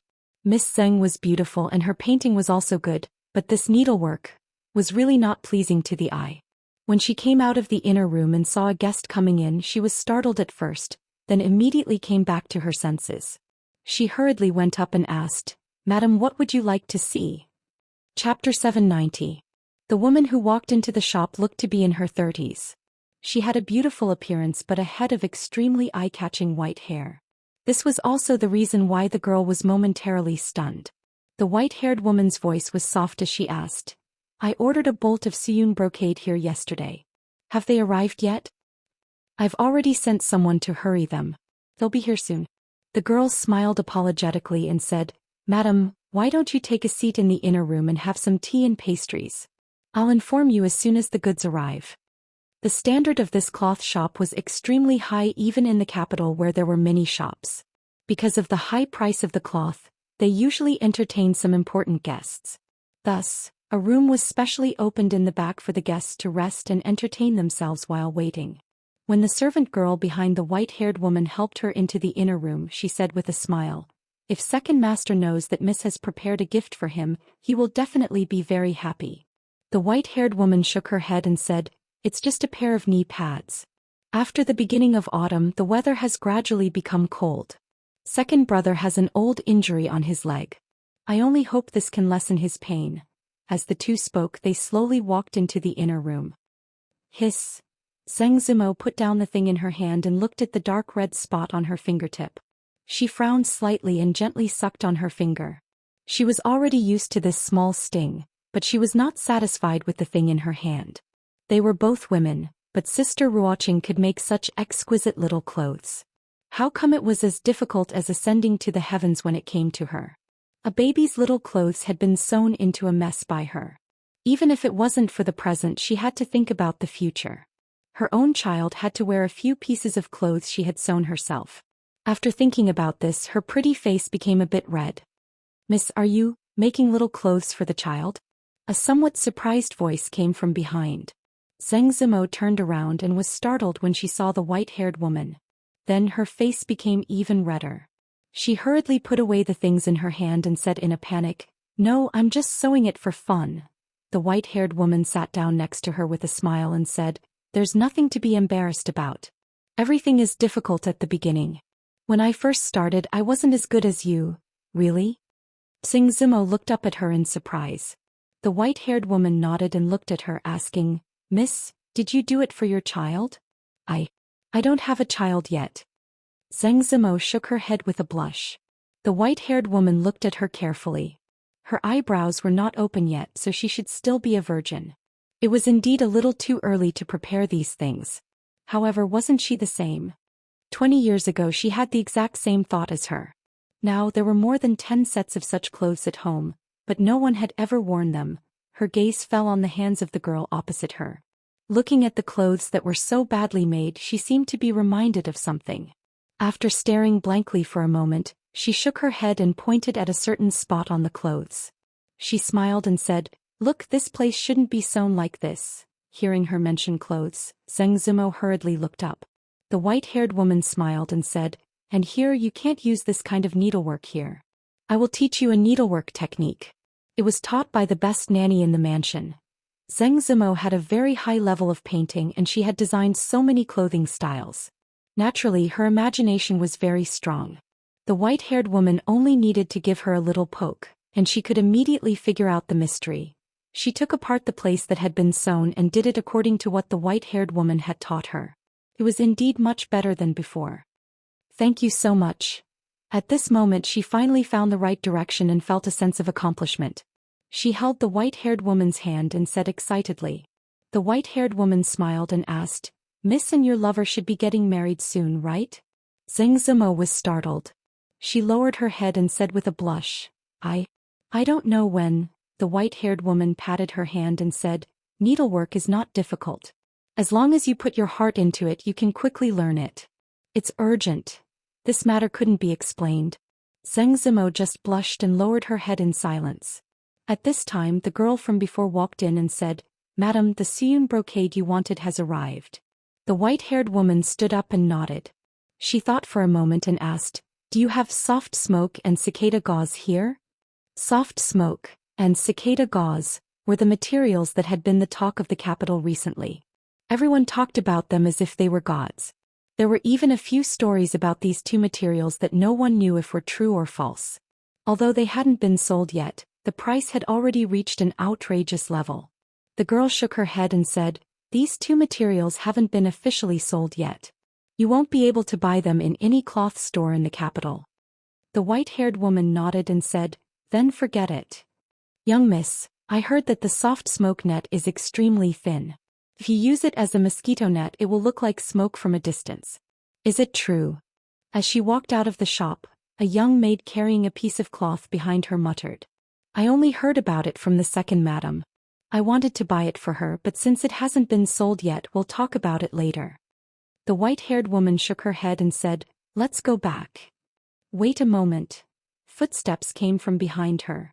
The white-haired woman turned around and saw the girl from before quickly walking out. Zheng Zimo looked at her and said with a smile, "If you want this soft smoke and cicada gauze, I just happen to have some extra. If you don't mind." The white-haired woman paused for a moment before nodding slightly.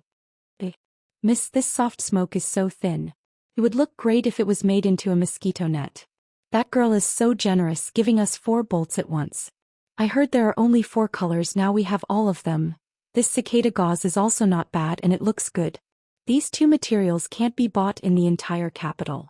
I wonder where Miss Singh got them." On the street, 2 young servant girls carried several bolts of cloth in their arms and whispered to each other as they walked. Behind them, a man with a square face turned his head and said in a low voice, "Go and find out where that girl from earlier came from." The white-haired woman looked back at them and said, "No need.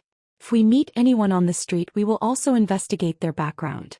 How many people does second brother need to arrange around me?" The man had a troubled expression and said, "Third miss, but the second master. If second brother asks, I will give him an explanation." The white-haired woman looked at him and said, "However, second brother is usually busy with work. Don't bother him with these small things." "Yes." The man could only nod helplessly. The white-haired woman turned around and revealed a slight smile. Looking at the girl, she felt like she was looking at herself from many years ago. This was why she taught her those things in the cloth shop. Later the girl sent someone back to fetch the cloth and the 2 of them sat in the shop for a while and chatted. Of course, most of the time it was the girl who asked her about needlework.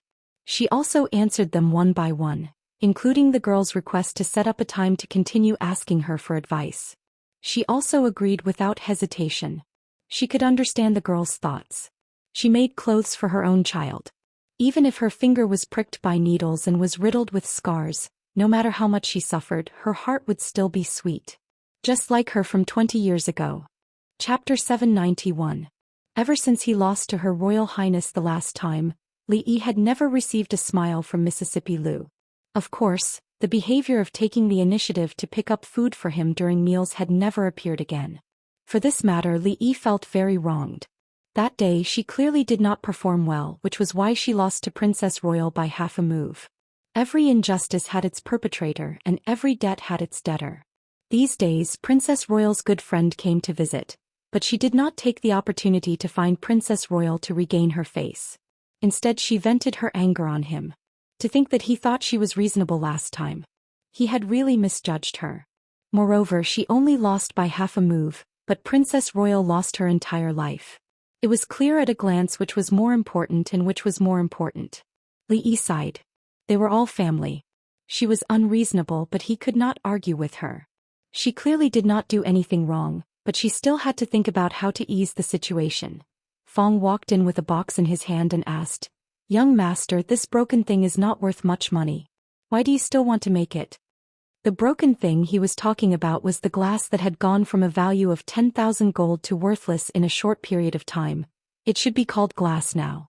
Ever since Liuli lowered the price, the secret glass workshop had not been shut down. To old Fong it was a complete waste of manpower and resources. He opened the box and took out something from inside. He weighed it in his hand and waved it in front of old Fong's eyes. He shook his head and said, "What's the use of this lousy thing other than being able to see people more clearly?" Sometimes old Fong was like a wise man, but sometimes he just couldn't wrap his head around it. This small mirror was something that he had spent a lot of effort to create with great difficulty. In terms of effect, of course, it could not be compared to the electroplated mirrors of the future, but it was only a little darker and the clarity was not bad. At least, it was hundreds of times better than the bronze mirrors of this world. Glass could not only be sold as a luxury. Now that the mirror had been made, the next step, Li Yi planned to get someone to grind it and see if they could make a set of binoculars. This thing was very useful in many places. For example, it could be used to observe the situation of the enemy in the army, to enjoy the scenery when traveling, or to steal. Of course, none of this was important. The most important thing right now was how to use this mirror to mend the cracks in his relationship with Mississippi Lu, to bury the hatchet, to reconcile, to rekindle old dreams. A mirror was indispensable in a woman's room, especially for a woman who loved beauty. If a glass mirror was placed in this era, it would definitely be a treasure pursued by countless women. Li Yi glanced at Fong and was too lazy to explain to him. Mississippi Lu had just finished practicing her sword and was now wiping her precious autumn water. Li Yi walked over and stood in front of her. Mississippi Lu continued to wipe her sword without lifting her head. Li Yi handed over the already embedded mirror and said, "Don't wipe it yet. I'll give you something. One who is unaccountably solicitous is hiding evil intentions." Mississippi Lu finally spoke, but she still did not raise her head. Li Yi moved the mirror closer again to make it easier for her to see herself in the mirror. Second young mistress Lu finally stopped moving. She stared at the woman in the mirror, whose features were extremely clear. She was completely stunned. She was used to seeing a blurry bronze mirror. It was impossible for her not to be shocked when she suddenly saw her other self in the clear glass mirror. "What's wrong? Have you never seen such a beautiful woman before? One who is unaccountably solicitous is hiding evil intentions." Li Yi looked at her proudly. "This is the one and only Liuli glass mirror in the world. Just take it as me being solicitous.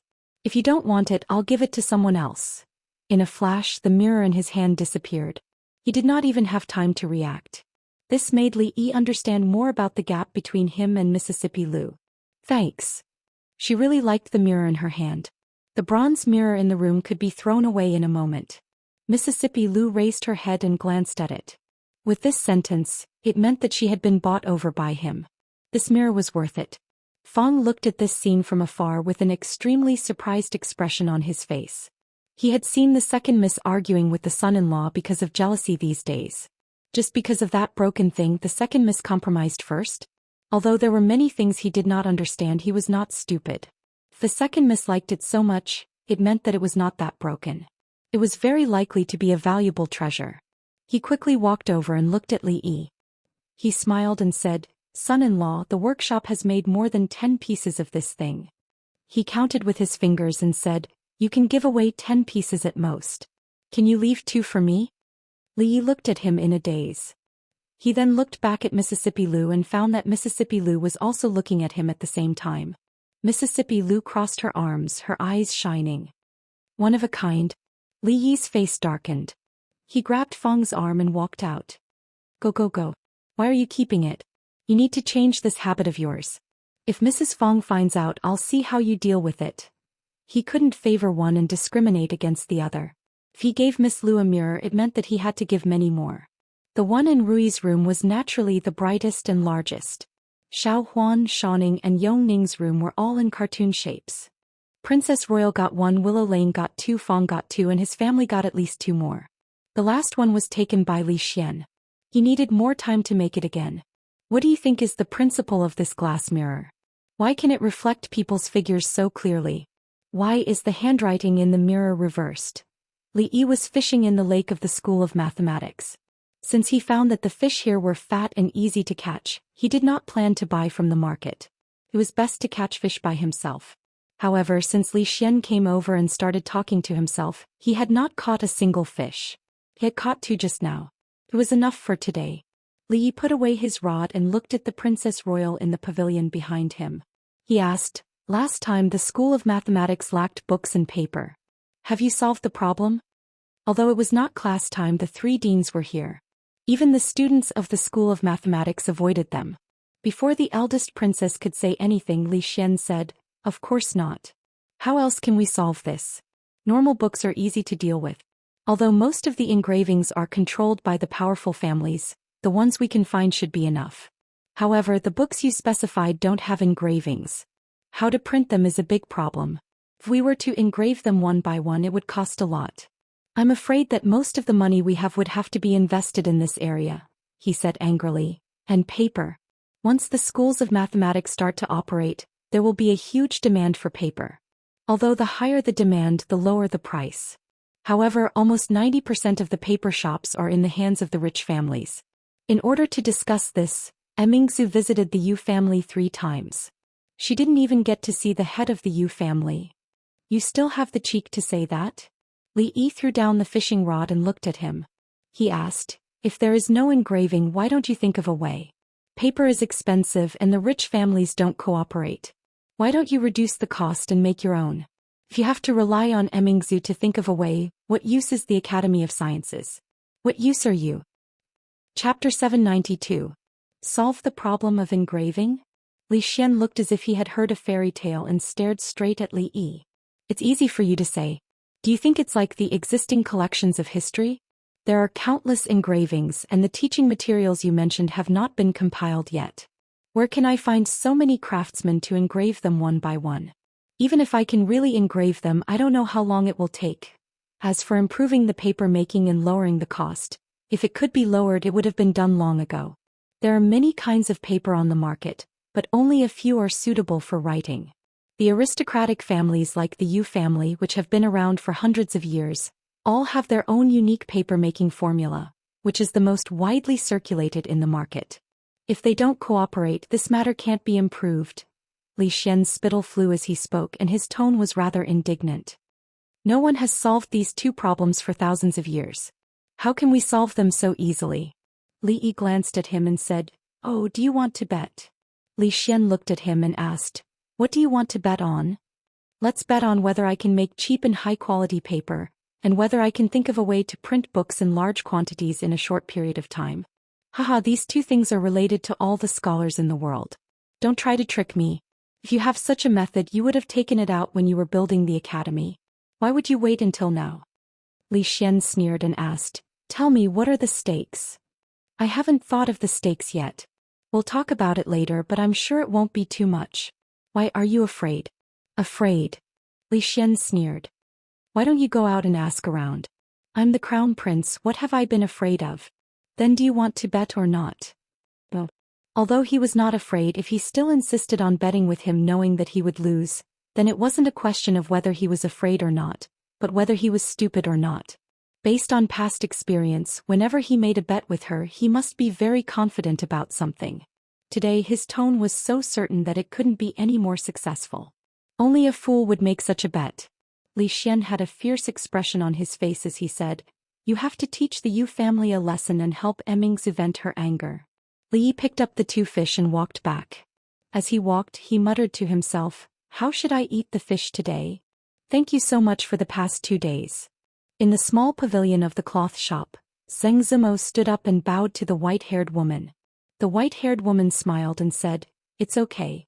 I have nothing to do anyway. I haven't touched these things for many years, so I'm a bit rusty. I probably won't have the chance to do it in the future. I'm afraid I'll forget about it if time passes. Xianxia shook her head and said, how can there be no chance to do it? I don't know if your child is married yet. In the future your child will also have children. They will be very happy wearing the clothes you made. My child. The white-haired woman's eyes were a bit dazed. Then she smiled and said, that's true. While I can still do it, I should make more. After a few years I won't be able to do it. She turned to look at the girl with a smile and said, I like the fabrics in this shop very much. If there are any new styles in the future, please keep an eye out for me. Xianxia nodded with a smile. Recently, all the famous fabrics in the capital are available here.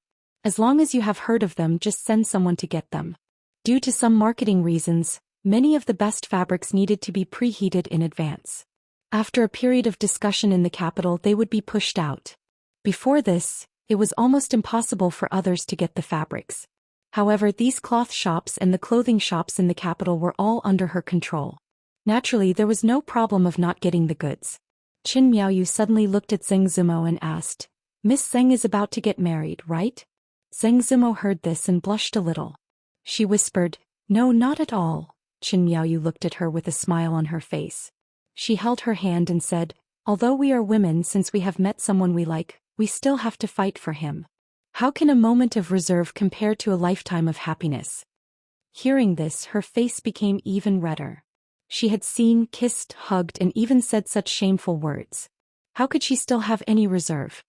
In short, don't regret what you do now. Qin Miaoyu patted her hand and said, I should go too. I will see you off. Although they hadn't met many times, the two of them were very congenial. When they walked out of the inner room hand in hand, they heard a slightly messy sound coming from the shop. Inside the shop, a young girl said apologetically, my apologies, sir, the soft smoke gauze and cicada yarn haven't arrived yet. Please wait for a few days. As soon as they arrive, we will immediately send someone to inform you. Inside the shop, the young man hugged an enchanting woman and whispered with his head lowered, you see, they don't have the goods here. There's nothing we can do, the enchanting woman said coquettishly. It's not that they don't have the goods. These two kinds of fabrics are only produced in their shop. Young master, you doesn't know, but she can tell you that they don't have them here. Those slutty foxes in the Jade Courtyard all use them. The young man showed a hesitant expression. He didn't know the details of this cloth shop, but he knew that it was impossible to do business in the capital without some kind of background. The Yu family was also a big aristocratic family in the Jing kingdom. Although it was not as big as the Cui family and the Wang family, it was not far behind. Because of the relationship between the king of Shu, the Yu family and the Cui family were especially close. Unlike the Cui family, which mainly dealt in jewelry, the Yu family had been running a paper mill for decades. The Yu family's paper name was known throughout the Jing kingdom. In the eyes of most people, they were a top scholarly family. However, this was not the capital he was proud of. At least for now, the Yu family did not have the capital to let him run amok at the bottom of a well. Just as young Master Yu was hesitating, the enchanting woman beside him leaned over and whispered something in his ear. I heard that the soft smoke gauze and cicada yarn are extremely thin, and the color is also beautiful. If I wear them, I will definitely look good with half of them covered. When the time comes, I will wear them for you to see. Although young Master Yu didn't know what soft smoke gauze and cicada yarn were, he understood the woman's words. Suddenly, a blurry image appeared in his mind. Although the Yu family was not strong enough to run amok in the capital, that was in the past.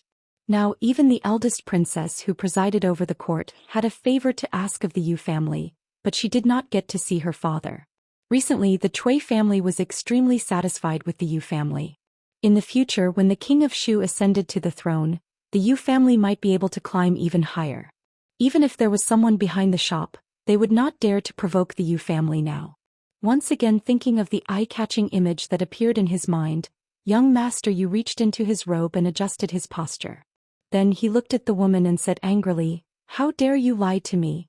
You didn't receive the goods? Then tell me, where did the cloth on the outside come from?" Chapter 793. In the shop, the young girl had an awkward expression. Young master, you shut up." Young Master Yu impatiently waved his hand and interrupted her. Where is your shop manager? Let him personally tell me if you have any goods or not. As soon as he finished speaking, several men who looked like guards immediately walked up and stood behind him. They were full of vigor. A slightly older woman turned around to look at the door of the inner room. Seeing the woman at the door nod slightly, she immediately walked up and said, "Young master, I'm really sorry. We don't have soft smoke silk and cicada wing yarn at the moment. I don't know where young master's residence is. Once we have the goods tomorrow, we will immediately send someone to deliver them to your residence." Seeing the attitude of the shop manager immediately soften, young Master Yu's heart calmed down a bit. It seemed that the power behind this shop wasn't that great. However, since the other party had expressed goodwill, he didn't need to be overbearing and make an enemy for no reason. "Ning Yuan Ho's residence," he lightly said. He lowered his head to look at the enchanting woman and whispered, "You see, they said that they will deliver it tomorrow. Why don't we wait a bit longer? I will listen to young master." The woman nodded. She then glanced around the shop and her eyes suddenly lit up. She pointed at a young maidservant in front of her who was holding a roll of cloth and said, "That Kunyu courtyard has a relationship with them, so they can always get the latest styles earlier. I won't ask for anything else. But young master, I also want a roll of cloth like that." Young Master Yu tilted his head and glanced at this woman. He had spent a lot of effort to win over this woman. She was a famous prostitute in the capital. It was said that she hadn't been combed. Although he only wanted to play with her, he still wanted to spend a night with her so that he wouldn't waste the effort of the past few days. He only wanted to quickly get tonight. Before that, he would naturally do his best to satisfy the other party's request. It was only a roll of cloth. He pointed at the maidservant and said to the cloth store manager, "Did you hear that? Bring 2 rolls of cloth like the one in her hands for this young master." The steward looked back with a troubled expression and said, "Young master, I'm really sorry. This type of woven cloud brocade will only be available for sale in 3 months. The soft smoke gauze and cicada wing muslin were going on sale today, so it was fine to give it to him 2 days in advance. However, this woven cloud brocade was a new material that wasn't going to be put on the market in the near future." She didn't have the right to decide. This time, there was no need for the enchanting woman to pout coquettishly. Young Master Yu's expression had already darkened. Just now, he had clearly told the other party that his home was Ningyuan Ho Mansion. But now, the other party was pointing at the cloth in the servant girl's hand and said that it would only be sold in 3 months. Was he teasing him? The weight of the 3 words Marquis Ningyun was not so light. Moreover, the Yu residence of today was no longer the Yu residence of yesterday. It was about to soar to new heights. As the 3rd young master of the Yu family, how could he be humiliated again and again? He took 2 steps forward and suddenly smiled. "What did you say? Say it again." At this time, another woman walked out from behind and said faintly, "I'm very sorry, this shop's cloth is still in the testing stage. This bolt is only a sample. If this young master is really interested, please come back in 3 months." When he saw the woman in front of him, a strange expression appeared on young Master Yu's face. He then pointed at the young servant girl holding the cloth and said, "Oh, a sample. Since it's a sample, then give this young master 8 or 10 bolts. Otherwise, this young master would like to ask, why can your cloth be given to the prostitutes in the brothel, but not this young master?" Thinking of the woman's words, young Master Yu's gaze swept across the room. When he saw the white-haired woman, he curled his lips and said, "The brothels these days really have all kinds of tricks. There are even white-haired girls. I don't know how those people could bear to do it." He didn't conceal his voice when he said this. Zheng Zimo was startled when she heard this. Then anger appeared in her beautiful eyes. However, before she could speak, a clear voice reached her ears. "Shut up." Inside the shop, a middle-aged man's expression had been calm until young Master Yu said this. His face instantly turned ashen. He took 2 steps forward and slapped him hard in the face. "Young master, you seem to be stunned by this sudden slap." He staggered and almost fell to the ground. After stabilizing himself for a long time, he felt the burning pain on his face. Only then did he understand what had just happened. "What are you still standing there for?" He kicked the guard next to him and said angrily, "Break his hand for me. 3rd young miss, go in and rest for a while. Leave this to us." The middle-aged man turned around and said softly. He cracked the joints of his hands, and when he turned back, his expression became fierce. He looked at the dozen or so figures coming in from outside and ordered, "Be careful not to break anything in the shop." At this time, seeing the crowd surrounding them, young Master Yu, who realized what had happened, began to pale. What do you want?" "My father is Ningyuan Ho and I am a member of the Yu family. If you dare to make a move." Zheng Zimo was pulled by the white-haired woman into the inner room in a daze. Only a moment later, the middle-aged man came in and said respectfully, "It's all taken care of. Third young miss, let's go." Qin Miaoyu turned her head and smiled at Zheng Zimo. "I'll go first." Zheng Zimo nodded absent-mindedly. Only now did she understand that the identity of this Madame Qin, who was skilled in needlework, did not seem to be as simple as she had imagined. At this moment, young Master Yu was no longer in the shop. He and his guards had been grabbed by the arms and thrown out of the shop. Only the enchanting woman was left. Her face was pale, and when she came to her senses, she screamed and ran out in a panic. In a brothel somewhere in the capital, several women looked at the enchanting woman who walked in and said with a smile, "Oh, why are you back so early today? Why didn't that young Master Yu pester you a little longer? Sigh, why am I not as lucky as my sister? The Yu family is truly noble. If I can be taken back by young Master Yu as a concubine, I won't have to worry about wealth for the rest of my life." The enchanting woman laughed and teased them for a while. Then she went upstairs by herself. She walked into her room and closed the door. "How is it?" The enchanting woman turned around with a solemn expression. Looking at the other side of the curtain, she said, "It's very different from the plan. There wasn't much conflict with the other party." She quietly recounted what happened today. After a long time, a voice came from the other side. "Please, far enough. The one who suffered today was young Master Yu. As long as the Yu family doesn't pursue the matter, isn't Milord's plan." "The Yu family?" The voice of the man behind the curtain was still very calm. "Whether to pursue the matter or not is not up to the Yu family. Qin Cheng only has one sister. For her, he would turn against his own family. That person will not let the Yu family off easily. However, one Yu family is not enough, Milord. Leave the capital before tomorrow and never come back." Chapter 794. The capital magistrate Lu Doyo had been very busy recently. Every day he worked day and night. He was often busy until late at night. He could fall asleep with his head on the pillow, causing his wife and concubines to complain a lot about him. He could only pretend that he did not see their resentful gazes. Several academies in the capital were still in the midst of preparations. After the corresponding preparations were completed, they would have to face the problem of recruiting students. Her Highness had handed this matter over to him, so he naturally had to do his best. Now that His Majesty had retired and Princess Royal was temporarily in charge of the court, Lu Dayo had more opportunities than most of the officials in the court. After all, as the former magistrate of Anxi County and what he had done after coming to the capital city, he had long been labeled as Princess Royal. Otherwise, he wouldn't be able to get such a great credit for the preparation of the academy.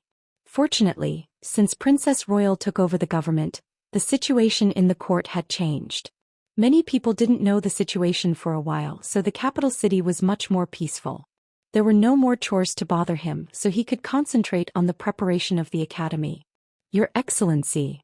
Rester Zhao knocked on the door and walked in. He stood in the hall and cupped his hands respectfully to Wei Xiaobao. "What's the matter?" County Magistrate Lu glanced at him and asked, "Is there another difficult case?" "It's not difficult."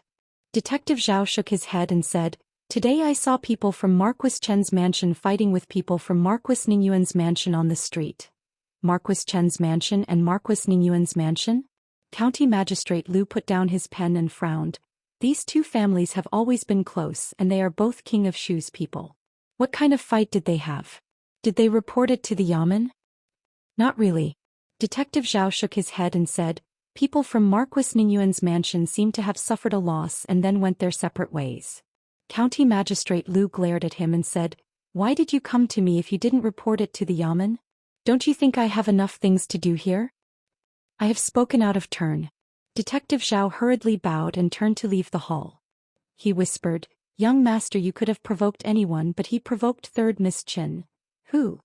Hearing that name, County Magistrate Lu trembled and asked, "Who are you talking about?" After a while, after listening to Detective Zhao's story, County Magistrate Lu breathed a sigh of relief and murmured, It's good that you didn't intervene in it. Just pretend that you didn't see it. Don't get involved in it. He knew better than anyone else how Royal Prince Duanyang's 2 ribs were broken. Furthermore, although he hadn't been in the capital for long, he had long heard of the rumors about the minister in charge. That was a lunatic who wouldn't even recognize his own family as long as his reverse scale was touched. The Yu family were in big trouble. Hai Dukchin public house. Yu family. Qin Chong took a sip of tea and said, the eldest princess has visited 3 times, but Yu Dingfeng refused to see her, claiming to be sick. He has also announced that he won't sell a single piece of paper to the academy. The official workshops belong to the imperial court and can't all serve the academy. If this problem can't be solved, I'm afraid that the eldest princess's academy can only be built in the sky. Opposite him, Qin Qing nodded. The imperial consort is very satisfied with the Yu family this time. In addition, the Yu family has always been His Highness the King of Shu's wallet.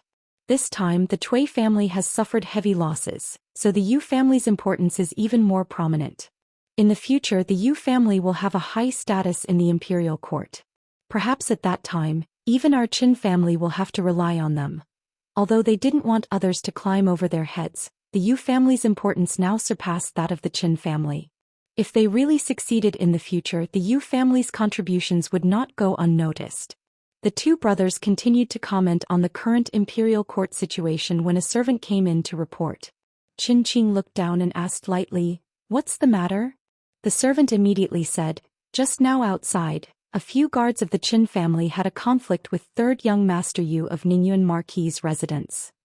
3rd Young Master Yu of Ningyuan Marquis' residence?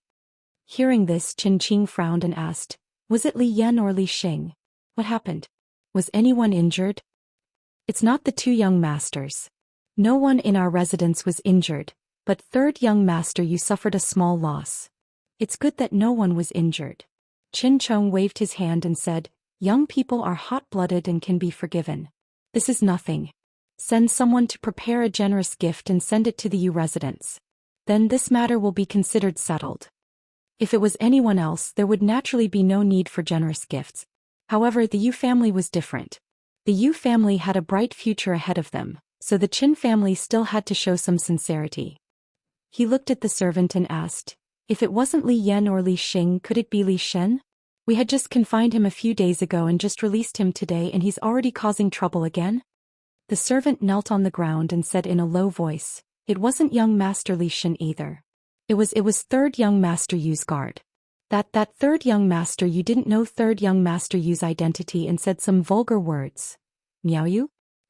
Qin Chong suddenly stood up from his chair and asked, "What did the one surnamed Yu say? Speak." He said that 3rd Young Master is a prostitute." Crack. The teacup shattered and the tea splashed everywhere. "Bastard, he's Yu Dingfeng's good son." An extremely gloomy voice sounded in the hall. Not long after, a wave of disorderly footsteps resounded within the Qin estate. The Qin clan's 2nd master's face was livid, and a few dozen guards followed behind him as they hurriedly left the Qin estate. They headed west in a threatening manner, and all the people on the way moved aside in terror as they gazed towards a certain direction with lingering fear in their hearts, wondering exactly what had happened. Ningyuan Marquis' residence. Tears welled up in the eyes of the gorgeously dressed woman. She held 3rd Young Master Yu's hand and sobbed, Who did this to him? My poor Yu, Qin family. How did you get into a conflict with the Qin family? How many times have I told you? The situation in the capital is unclear, so try not to cause trouble for me. Do you all have ears?" A middle-aged man stood next to her and glanced at the bruised and swollen face of 3rd Young Master Yu with a pained expression. He turned his head and asked the guards with a cold expression. One of the guards replied fearfully, 3rd Young Master didn't do anything and they attacked first. This time it really wasn't Young Master's fault. As he spoke, he recounted the entire incident. Of course, he omitted the part where the young man had insulted the woman from the Qin family. Offending the Qin family just for a prostitute. Ningyun Ho, Yu Dingfeng's face darkened as he said, "When will you grow a little more careful? The Qin family has gone too far. You didn't do anything and they beat him to this state." The woman's eyes welled up with tears as she gritted her teeth and said, "Master, you must get justice for Yu." The middle-aged man looked at 3rd Young Master Yu and asked with a frown, You already told them where you came from. Why would the Qin family attack you for no reason? Third young master Yu's face was full of resentment as he said, how would I know? The Qin family are all crazy. That second young master of the Qin family is crazy, and so is that white-haired woman. I only said one thing to her. What did you say? Ning Yunho's expression changed and his heart skipped a beat. What white-haired woman? Third young master Yu acted as if he didn't see the panic on his father's face and said, I don't know. I only heard that person say something about third young Miss Qin, third young Miss Qin. Oh no. Ning Yunho's face was pale. He had just muttered a few words when someone ran in from outside in a panic.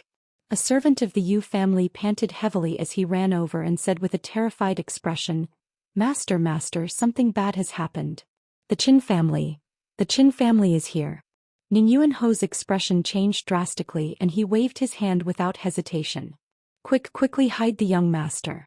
The second young master of the Qin family had brought a group of people with him and aggressively attacked Ning Yunho's estate. Even in the capital, which never lacked for entertainment, it was still a big event. After hearing the news, the entire capital was in an uproar in an extremely short period of time. Countless people were paying attention to the development of this matter. Some people were watching from the estate while others hurriedly left and rushed in the direction of Ning Yunho's estate. Inside the yamen, County Magistrate Liu reminded Constable Chen again. Remember, you didn't see anything just now and you don't know anything.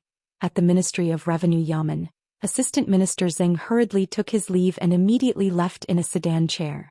At the Cui family estate, a carriage drove out from the side door and quickly headed in a certain direction. Qin estate. Qin Yan, who had just heard the news, quickly walked out of the estate. Just as he was about to step onto the carriage, a voice came from behind him. Big brother, where are you going? Qin Yan already had one foot on the carriage. He turned his head to look and frowned. Where did you go again? You didn't even eat lunch at home. Lord Father just asked. Qin Fifth Master smiled and said, there was a new show at the brothel today. I was so engrossed in it that I forgot the time. If you like to listen to shows just by a few actors at home, it's best not to go to that kind of place. Qin Yan said this and then boarded the carriage. He let down the curtain and urged, quick to Ning Yunho's estate. Qin Fifth Master shook his head. When he stepped into the Qin estate with his hands behind his back, he muttered in a low voice. How can the shows at home be better than those outside? Chapter 795. The second master of the Qin family, Qin Chong, had led dozens of guards from the house of high dukes. They passed through the streets and alleys, aggressively attacking Ning Yunho's residence. This incident had caused quite a stir in the capital for the past 2 days. The Ho's residence had been attacked. On a large scale, this was a crime punishable by death. But on a smaller scale, it could be so small that the authorities did not even need to show up. The attackers were from the House of High Dukes, led by Qin Chong. When the incident happened, the capital was in an uproar. However, this incident did not cause any serious consequences. Although the main gate of Ning Yunho's residence had been torn down, the Yu family did not say anything. The authorities would not come looking for trouble. The commotion yesterday was not small. Not only the Qin and Yu families but the Zheng, Cui and Qin families as well as many officials from the King of Shu's faction, all went to Yu's residence. Although it was not known how the incident was resolved, it was not a big deal. Li Yi knew about this yesterday but he was only a little surprised. Internal strife was the custom of the King of Shu's faction, so he was not surprised. At this moment he was listening to Xiao Cui complain that someone had caused trouble at the cloth shop yesterday. Although they were chased out, they said some nasty things that even she could not bear to listen to. That madam was very kind and taught the young miss many things. Now the clothes that the young miss sewed were not as ugly as they used to be. Who was causing trouble yesterday? Li Yi looked at her and asked. Xiao Cui thought for a moment and said, it was something like young Master Yu. I think it was Ning Yunho or something. I can't remember. Li Yi was startled. Ning Yunho, why did these 3 words sound so familiar? It seemed that the Yu family head that the eldest princess could not meet was Ning Yunho. This morning the internal strife incident was still spreading in the capital, and Ning Yunho was also the male lead. The Yu family, what a coincidence. If the Yu family bullied others like this, the heavens would naturally accept it. He shook his head and then asked Xiao Zui, earlier, You said that the madam who has been very close to your young miss recently, what's going on? This. Xiao Chui blinked and said, I met her at the cloth shop last time. That madam is very good at needlework. She taught young miss how to make children's clothes. Do you know which family's madam is it? Although the two women were surrounded by people to protect them, Li Yi did not want to give them the feeling that they were being monitored all the time. In addition to ensuring their safety, he would not interfere with other things. Even so, the sudden appearance of a madam by her side still had to be investigated. I don't know. We only know that her surname is Qin. That madam has never mentioned it, so we can't ask her directly. However, she usually brings a lot of guards with her when she goes out. Xiao Cui blinked her eyes twice, then she patted her head and said, That's right, that madam's age isn't that old, but her hair is all white. That servant girl called her third lady, third miss, surname Qin, and her hair is all white? Li Yi was stunned. It can't be such a coincidence, right? On the street, Zheng Zimo and the white-haired woman walked side by side. The latter turned her head to look at her and asked, The Yu family didn't make things difficult for you afterward, did they? Zheng Zimo shook her head. No, this is the capital. They wouldn't dare to do anything. The Yu family is powerful after all. It's better to be careful. She reminded, If the Yu family makes things difficult for you in the future, come find me at Duke Chen's residence. Although the two had seen each other several times these days, due to their own reasons, they usually referred to each other as Madam Qin and Miss Zheng. They had never voluntarily revealed their identities. Zheng Zimo had already guessed that her identity was not ordinary from yesterday's incident, but she still did not expect it to be to this extent. Even the current Zheng family could not compare to a behemoth like the Qin family. Soon she threw these thoughts to the back of her mind and nodded politely. She glanced around and suddenly realized that they were almost at Willow Lane. She pointed forward and said, My house is just ahead. Madam, do you want to come in and sit for a bit? Hearing this, the white-haired woman hesitated for a moment, then nodded lightly. Miss, are you not from the capital? As the two walked forward, the white-haired woman suddenly asked. This area belonged to the downtown area. There were no big mansions, and officials and rich families would not choose to build their houses here. This Miss Zheng had an extraordinary temperament, and she had such a shop in the capital. She had thought that she was also the daughter of such a family, but now it seemed that this was not the case. I stayed in the capital for a few years when I was a child. Later I went to another place and came back last year. Zheng Zimo briefly mentioned this matter. She did not want to mention some memories about the capital, including her own name.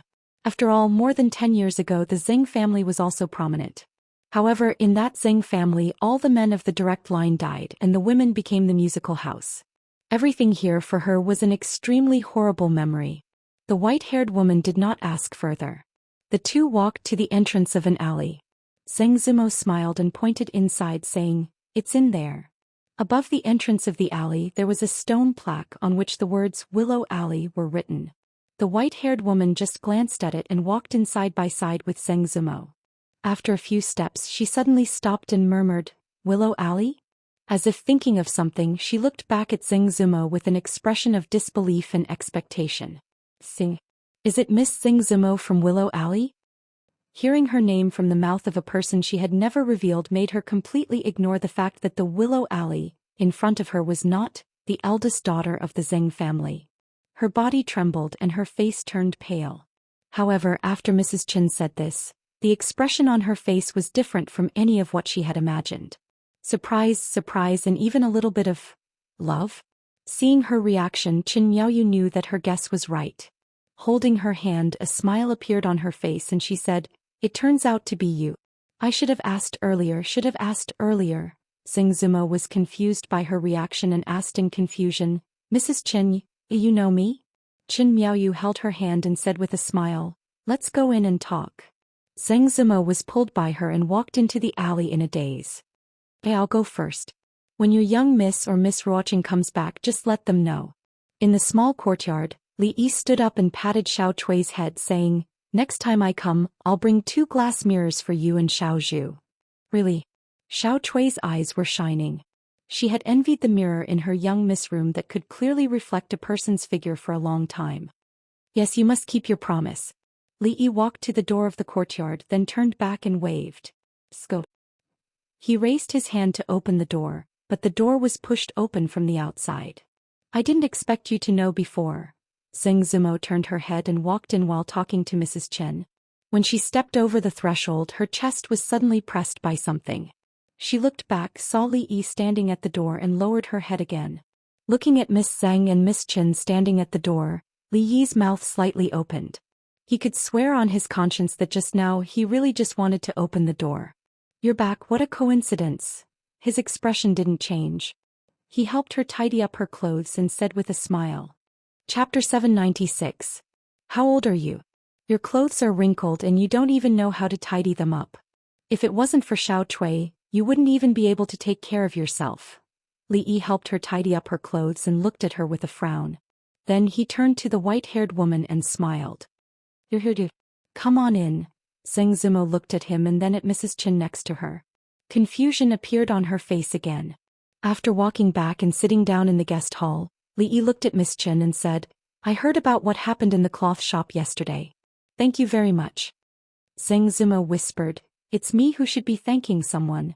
What does it have to do with you? It's the same, it's the same. Third Miss Chen looked at Li Yi in her face and said with a smile. Ah. Xianxia was confused. She found that ever since Mrs. Chen knew her name, her attitude toward her had changed significantly. She was a little confused. At this moment she still had a lot of questions in her mind, but she could only suppress these thoughts for now. Miss Chen looked at Xianxia with a loving expression. Then she turned to look at Li Yi and asked, Rui should be giving birth soon. How is her health recently? Li Yi nodded and said, There are still 3 months left. She is a martial artist and has always been in good health. Xianxia was surprised. She knew Li Yi very well. He was very casual when talking to anyone. Even with elders he was not afraid to make some harmless jokes. This was the first time she had seen him so well behaved. He even used honorifics to address others. This attitude was unprecedented, so she couldn't help but be more confused. Zimo, there isn't much to do at the brothel. Let's eat dumplings today. Wan Ruoqing walked in from outside. Seeing the situation in the hall, she was slightly startled and asked, There are guests. This is Mrs. Chen. Xianxia stood up and introduced her. Then she asked, If you don't have anything else to do, why don't you eat here before leaving? Miss Chen was startled for a moment, then a smile appeared on her face and she said, Okay. She stood up and walked over. She naturally held Ruoqing's hand and asked with a smile, You must be Miss Ruoqing. You are indeed a rare beauty. Wan Ruoqing felt a little guilty under her gaze. She didn't know why this Mrs. Chen, whom she met for the first time, was so enthusiastic. She secretly glanced at Xianxia with a slightly confused expression. Xianxia was also confused. She had never mentioned Sister Ruoqing to her. Why did she call out her name at first sight? At this moment she was even more confused. She just wanted to ask Li Yi about it after Mrs. Chen left. Third Miss Chen seemed to realize that she had lost her composure. She let go of her hand and said, Sorry for disturbing you today. Not at all, not at all. Wan Ruoqing said hurriedly. Then she said, I didn't expect to have guests today. I will go out and buy more stuffing. Miss Ruoqing, you don't have to do that. Third Miss Chen looked back and said, Xiu, go out and buy some more. The servant girl called Xiu, had a troubled expression. She walked to her side and whispered, But miss, today is your birthday. Second master is at home. Go. Yes, miss. The servant girl bit her lip and finally nodded. She walked out. Wan Ruoqing turned around and ordered, Yuzhu Xiaozi, go bring the stuffing and the dough I rolled this morning to the courtyard. We will go over there to make dumplings. Time to make dumplings. Just watch. Can the dumplings you make be eaten? It's as if the dumplings you make are edible. We still have to rely on Sister Ruoqing. The 2 servant girls chattered and ran away quickly. Wan Ruoqing and Third Miss Chen chatted and laughed as they walked out. Xianxia and Li Yi were a few steps behind. Xianxia tilted her head and asked, Have you and Madame Chen known each other for a long time? Li Yi shook his head and said, It's a long story. I will tell you later. Xianxia nodded and glared at Li Yi. She asked, Didn't you say that you are a martial arts master and that nothing within a radius of 300 feet can escape your ears? Bragging was just bragging. He was only slightly better than ordinary people. Within a radius of 300 feet he could hear other people's voices more clearly than ordinary people, but it wasn't that exaggerated. Otherwise he wouldn't have been caught by the old emperor hiding behind the bushes. 300 feet is a bit exaggerated. Actually, my skills are slightly weaker than 300 feet. How much is that? 3 feet. Is the distance of a door 3 inches? Li Yi looked at her with some embarrassment and anger. You are a girl, why do you have so many questions? The voice paused and then said, there are no creases on my clothes just now. Here and here lanterns are hung off. Have you invited everyone that should be invited? Check again. Who said they can't come? Ask again. If they are sick then tell them to scram. Drunken Moon Brothel has many guests today. The food and wine will take some time to prepare. What kind of guests are they? Chase them out. If there is a problem with one dish today, they won't be able to open again. What? 20 tables is too many? Just let them do as they say.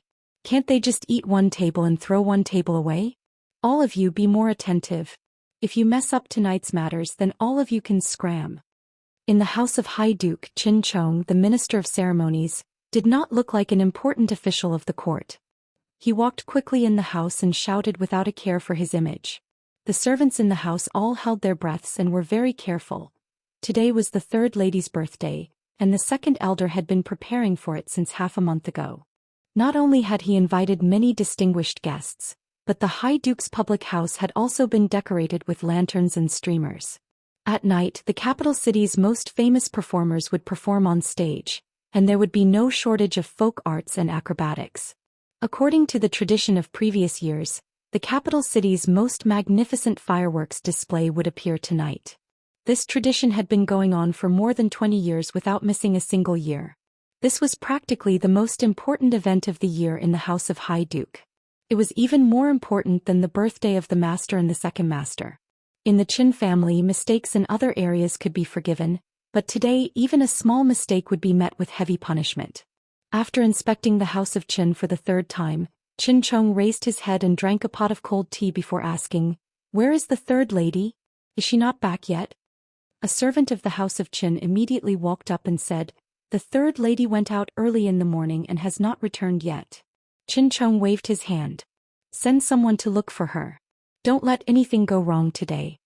As soon as he finished speaking, a house of Qin guard hurried over from afar and whispered a few words in Qin Chong's ear. Qin Chong's face immediately darkened. He asked in a cold voice, what did you say? The third lady went to Willow Lane and that Li Yi was there as well? The guard nodded.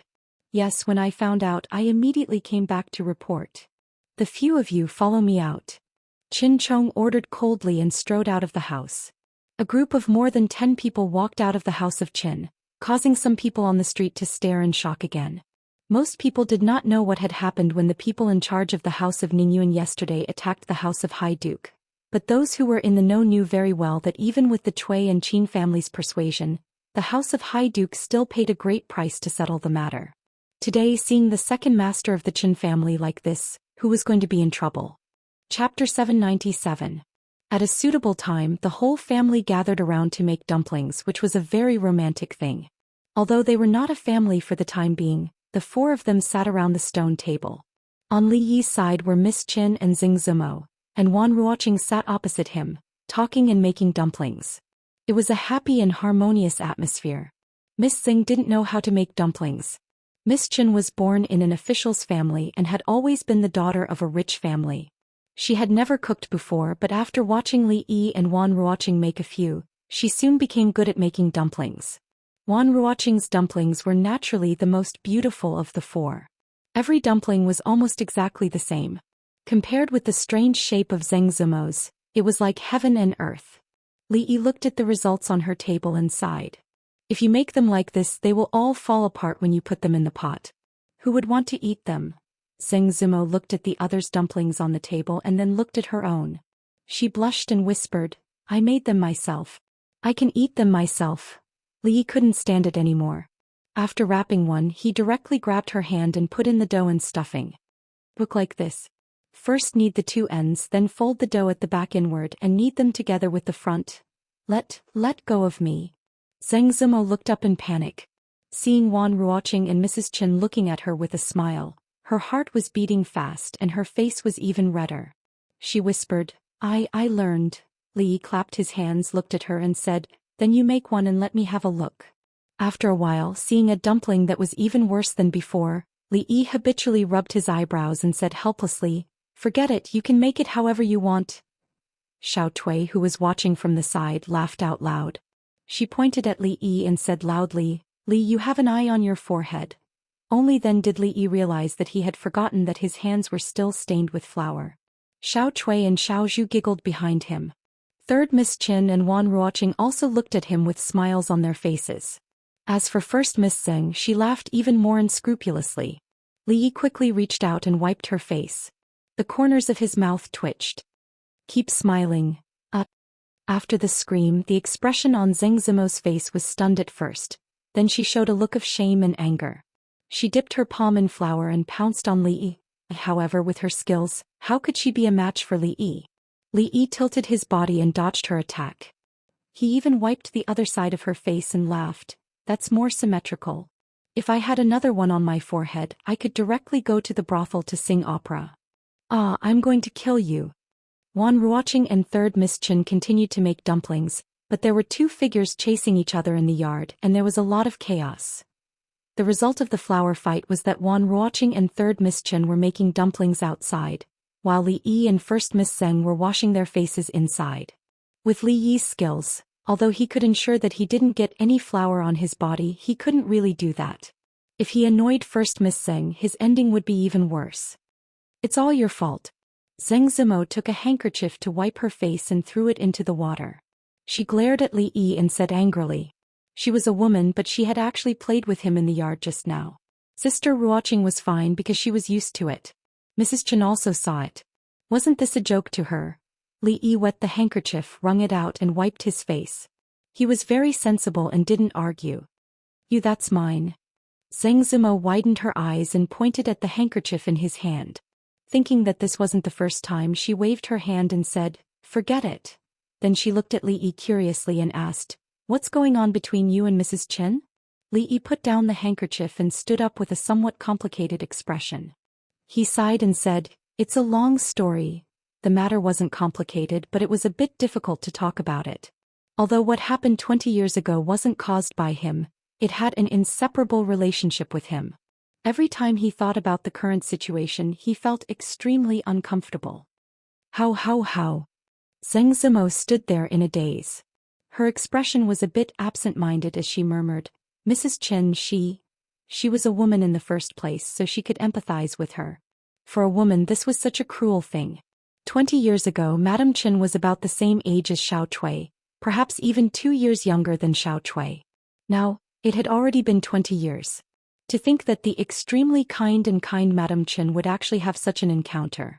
Her head full of white hair had actually turned white in just one night. Her eyes were a bit moist. She looked at Li and suddenly felt a bit angry. You. Li clarified, not me. I didn't exist at that time. Zheng Zimo gritted her teeth and said, you men are all the same. Using and then abandoning. Not a good thing. Li shook his head and said, I'll say it again. Some men do like to use and then abandon, but they are them and I am me. I will not use and then abandon. You are. I am not. Yes. Say it again. Yes. Slap. Li slapped her butt. We'll talk about it later. Zheng Zimo was stunned on the spot. A certain part of her body felt numb, but more of it was shame. Her pretty face was flushed and even the roots of her ears were red. She looked up at Li and said hatefully, yes. Slap. Li looked at her and asked again, is it? Yes. Slap. Yes, it is. Slap. Slap. Slap. No. The numb feeling came again and again. Her face was so red that it seemed like it was about to drip blood, and her voice was already sobbing. Slap. Another wave of numbness came. She raised her head and looked at Li in disbelief. I already said it's not. Li looked down at her and said with some embarrassment, sorry, I hit you casually. Why don't you say, no, again? It was never too late to mend the fold after the sheep were lost. A prodigal son's repentance was more valuable than gold, and there was still a glimmer of hope at the end of the tunnel. To be able to recognize one's mistakes was a good thing, And Li Yi still had to learn from Miss Zheng on this point. Miss, why is your face so red? Xiao Cui asked Zheng Zimo in surprise when the two of them walked out of the backyard. Li Yi explained, the water is too hot and your miss is thin-skinned, so her face turned red. Xiao Cui nodded, not really understanding. She didn't know whether the water was hot or not, but she knew that every time the miss was alone with Li, her face would turn red. Wan Ruoqing looked at the dumplings on the plate and said, it's just the few of us. We're almost done.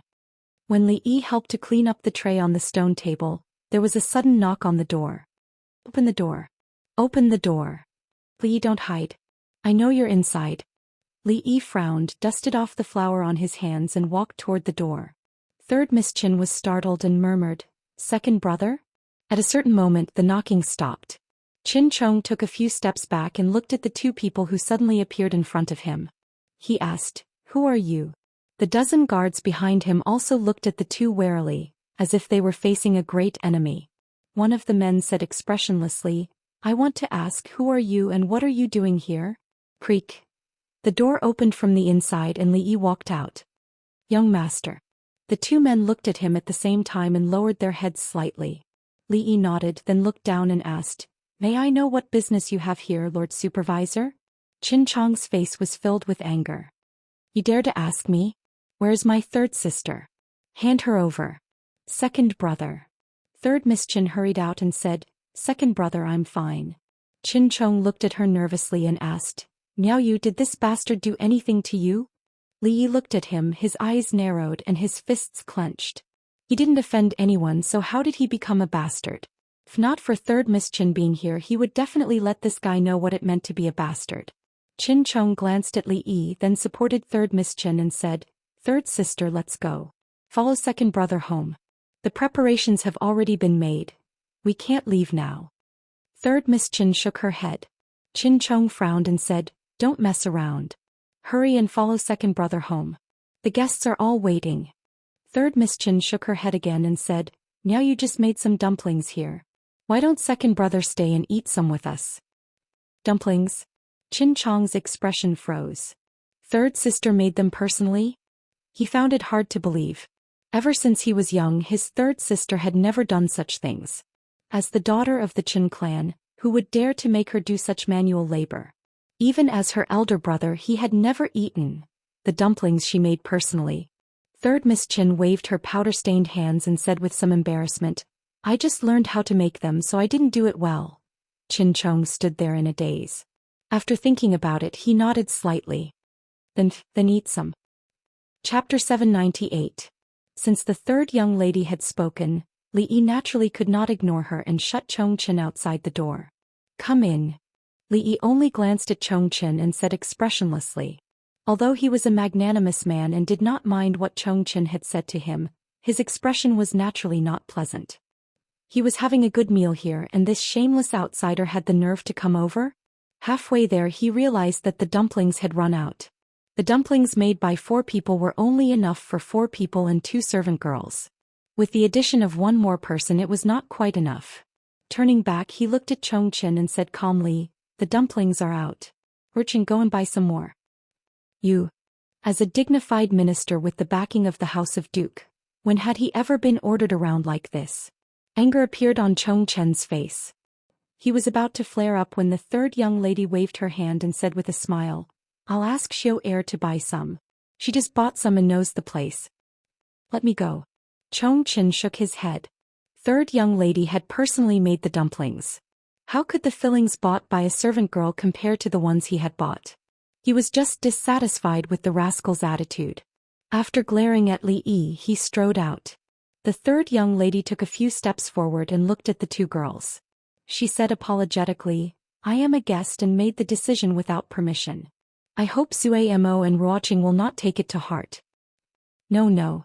Ruoqing shook her head and said with a smile, it's just an extra pair of chopsticks.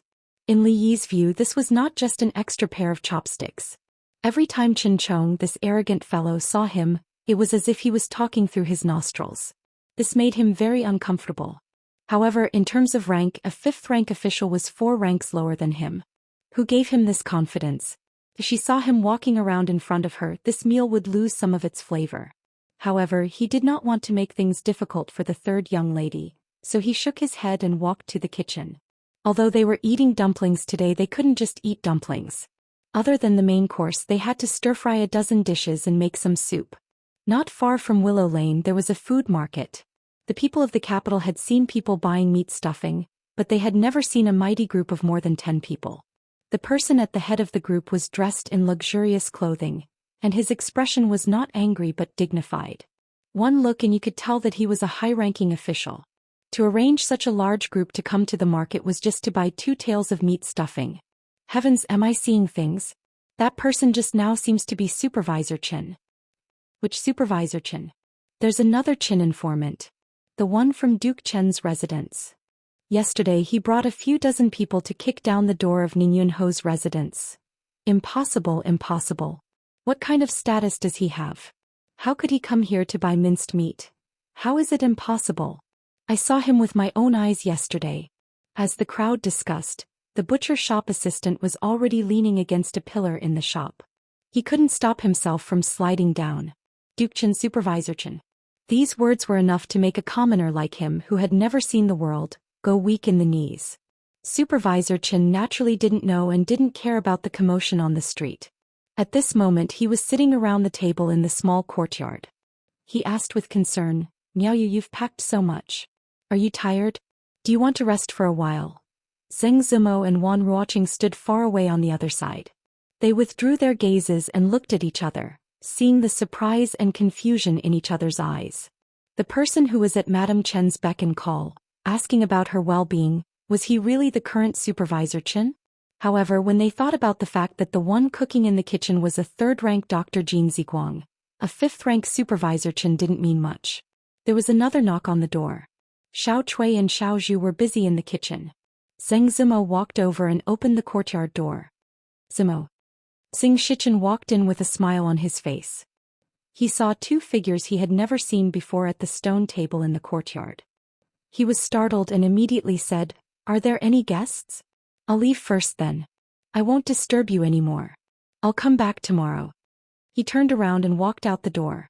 Only then did a voice come from behind him. Wait a moment. Xing Shichen turned around with a puzzled expression. Is there anything else, Zimo? Zheng Zimo looked at him with a hesitant expression. She quickly lowered her head and said in a small voice, Since you're here, let's have a meal before you leave. Xing Shichen turned around and looked around. When he found that he was the only one here, his body suddenly trembled.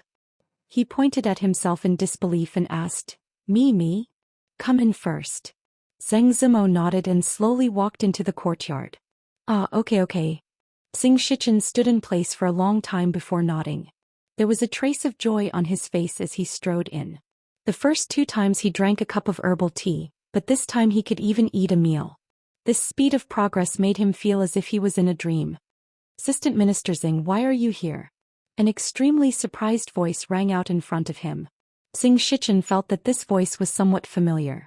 When he looked up, he said in shock, Official Chen, why are you here? Seeing Qin Chong here, a trace of wariness flashed across his face. Almost subconsciously he took a step forward and stood in front of Zheng Zimo. What are you doing? Qin Chong glanced at him in confusion, but the expression on his face quickly turned into one of schadenfreude. I only bought 2 ounces of stuffing. If you want to eat, go buy it yourself. Xing Shichen looked back. Seeing that Zheng Zimo was fine, he finally relaxed. When he turned back, confusion once again appeared on his face. What do you mean, Official Chen? Qin Chong glanced at him. What do I mean? If you want to eat, go buy it yourself. There's no extra here.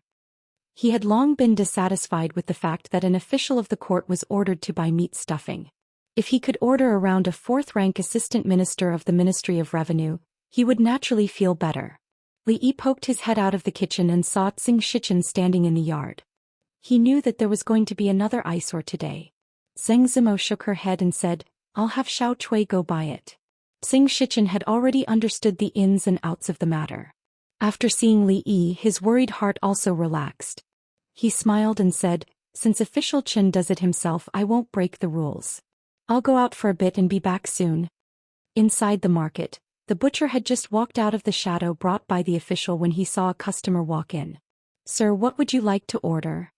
2 ounces of meat stuffing, a middle-aged man in a dark robe said.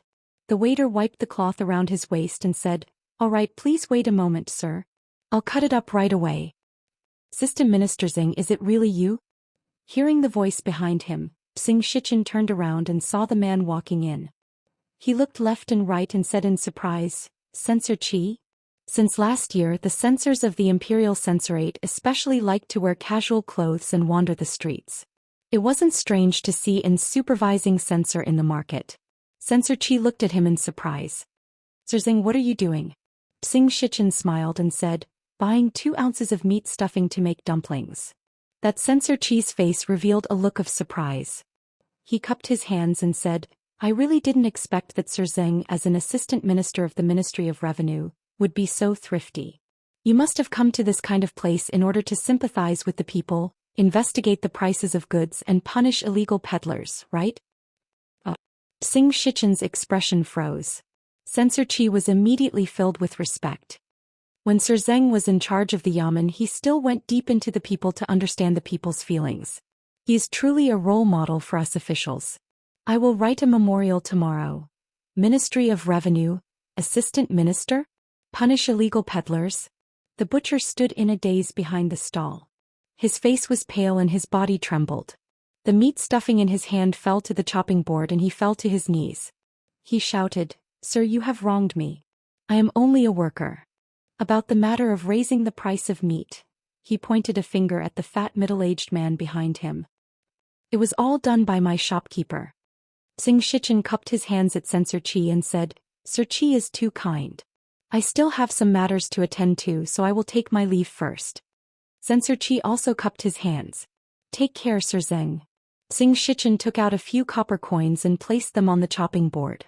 He picked up the meat stuffing and left without looking at the butcher. The butcher kneeled on the ground. He could only hear the sound of teeth grinding behind him. "Wang, go." He turned around and saw that the shopkeeper had taken a boning knife from the wall and was glaring at him fiercely. "Raising the price of meat, I will chop you up,"